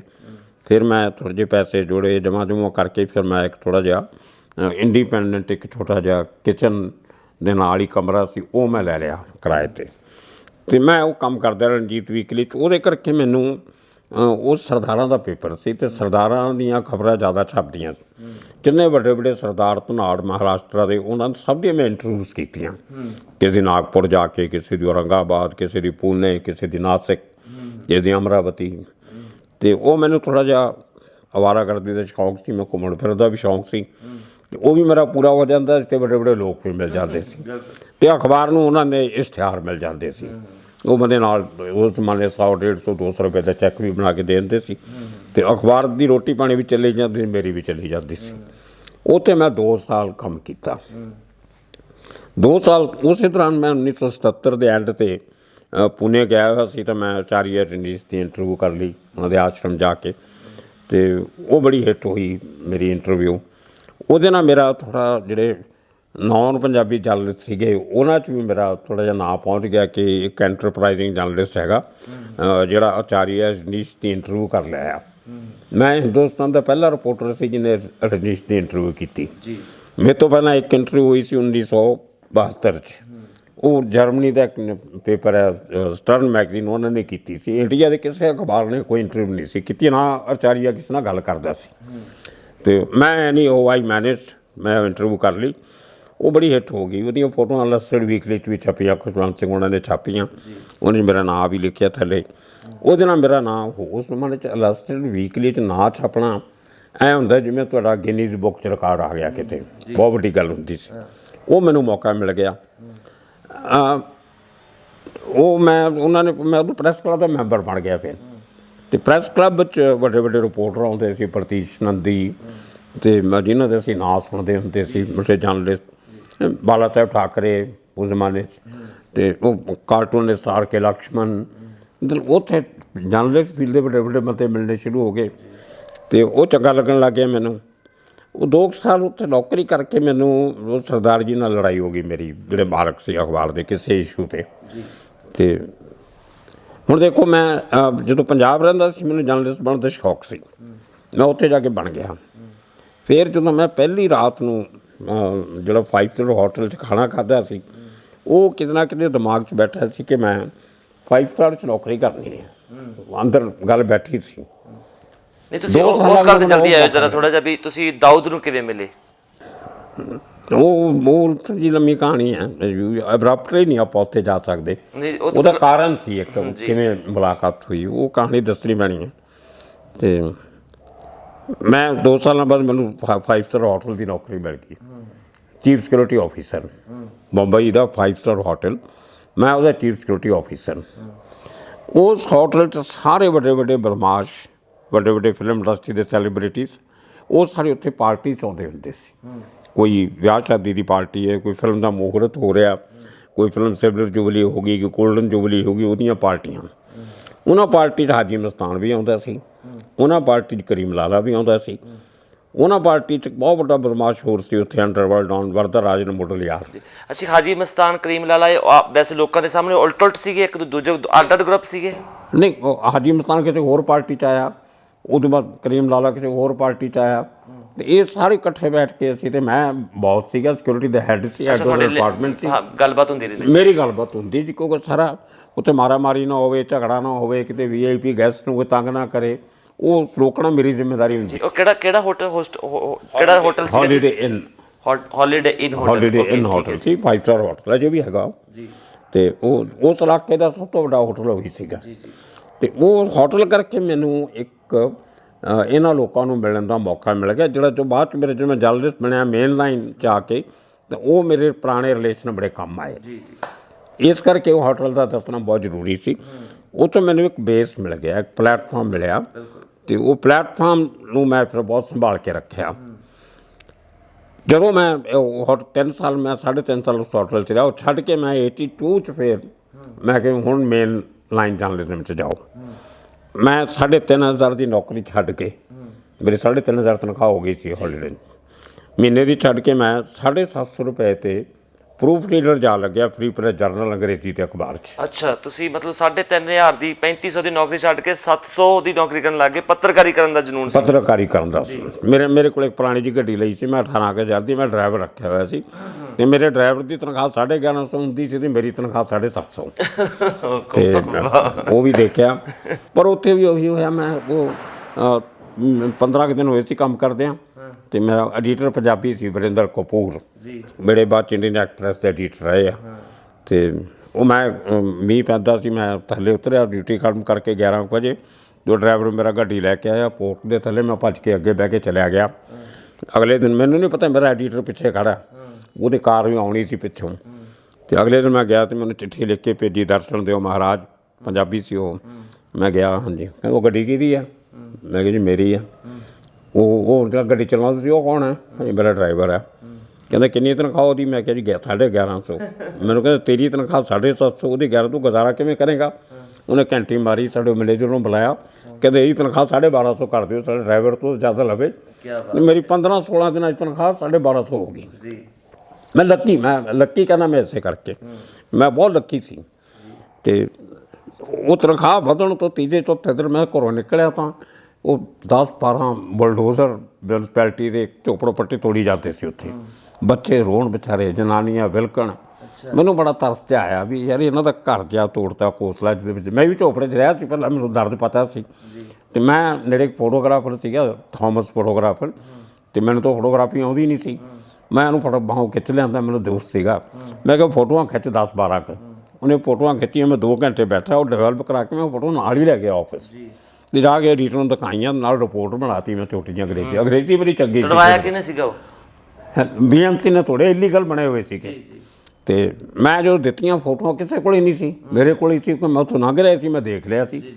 ਉਹ ਫੋਟੋਆਂ ਛਪੀਆਂ, ਉਹ ਜਿਹੜੀ ਮੈਂ ਉਹਦਾ ਇੱਕ ਇੰਟਰੋ ਲਿਖੀ, ਇੱਕ ਪੈਰਾ, ਉਹ ਬੜਾ ਹਿਊਮਨ ਐਂਗਲ ਸੀਗਾ ਉਹਦੇ 'ਚ, ਕਿ ਜੇ ਸਰਕਾਰ ਕਿਸੇ ਦੇ ਸਿਰ 'ਤੇ ਛੱਤ ਨਹੀਂ ਦੇ ਸਕਦੀ ਤੇ ਮਿਊਨਿਸਪੈਲਿਟੀ ਅਥਾਰਟੀ ਨੂੰ ਇਹ ਵੀ ਹੱਕ ਨਹੀਂ ਕਿ ਉਹਨਾਂ ਦੇ ਸਿਰ ਤੋਂ ਛੱਤ ਤੋੜ ਦਿਓ। ਬਿਲਕੁਲ ਇਹੋ ਜਿਹਾ ਮੈਂ ਇਮੋਸ਼ਨਲ ਜੀ ਇੱਕ ਰਿਪੋਰਟ ਲਿਖੀ। ਇਸ ਚੀਜ਼ ਨਾਲ ਐਡੀਟਰ ਹੋਰ ਇੰਪ੍ਰੈਸ ਹੋ ਗਿਆ। ਤੇ ਨਾਲ ਉਹ ਜਨਾਨੀਆਂ ਰੋਂਦੀਆਂ, ਬੱਚੇ ਰੋਂਦੇ ਵਿਚਾਰੇ, ਨੰਗੇ ਤੰਗ ਧੜੰਗੇ ਜੇ, ਉਹ ਬੜਾ ਲੋਕਾਂ ਨੂੰ ਪਸੰਦ ਆਈ ਰਿਪੋਰਟ। ਫਿਰ ਜਦੋਂ ਅਖਬਾਰ ਛਪਿਆ ਅਗਲੇ ਦਿਨ ਫਿਰ ਮੈਨੂੰ ਚਿੱਠੀ ਆਈ, ਦਰਸ਼ਨ ਦਿਓ ਮਹਾਰਾਜ। ਮੈਂ ਫਿਰ ਚਲਾ ਗਿਆ ਸਾਹਮਣੇ, ਯਾਰ ਇਹ ਤੂੰ ਲਿਖੀ ਅੰਗਰੇਜ਼ੀ? ਮੈਂ ਕਿਹਾ ਹਾਂਜੀ। ਕਹਿੰਦੇ ਫਿਰ ਤੂੰ ਰਿਪੋਰਟਰ ਬਣ ਸਕਦਾ ਤੂੰ? ਜੀ ਬਣਾ ਲਓ। ਫਿਰ ਘੰਟੀ ਮਾਰੀ, ਫਿਰ ਮੈਨੇਜਰ ਨੂੰ ਬੁਲਾਇਆ, ਇਹਦੀ ਕਹਿੰਦਾ ਤਨਖਾਹ 1750 ਕਰ ਦਿਓ, ਅੱਜ ਤੋਂ ਟ੍ਰੇਨੀ ਰਿਪੋਰਟਰ ਲਾ ਦਿਓ ਇਹਨੂੰ। 1.5 ਮਹੀਨੇ 'ਚ ਮੇਰੀ ਤਨਖਾਹ 750 ਤੋਂ 1750 ਹੋ ਗਈ। ਅਲਟੀਮੇਟਲੀ 3 ਕੁ ਮਹੀਨੇ ਮੈਂ ਟ੍ਰੇਨਿੰਗ ਪੂਰੀ ਕਰਕੇ 3000 ਫਿਰ ਮੇਰੀ ਤਨਖਾਹ ਹੋ ਗਈ, ਬਹੁਤ ਨੇੜੇ ਤੇੜੇ ਪਹੁੰਚ ਗਿਆ ਆਪਣੀ ਪੁਰਾਣੀ। Again Lucky.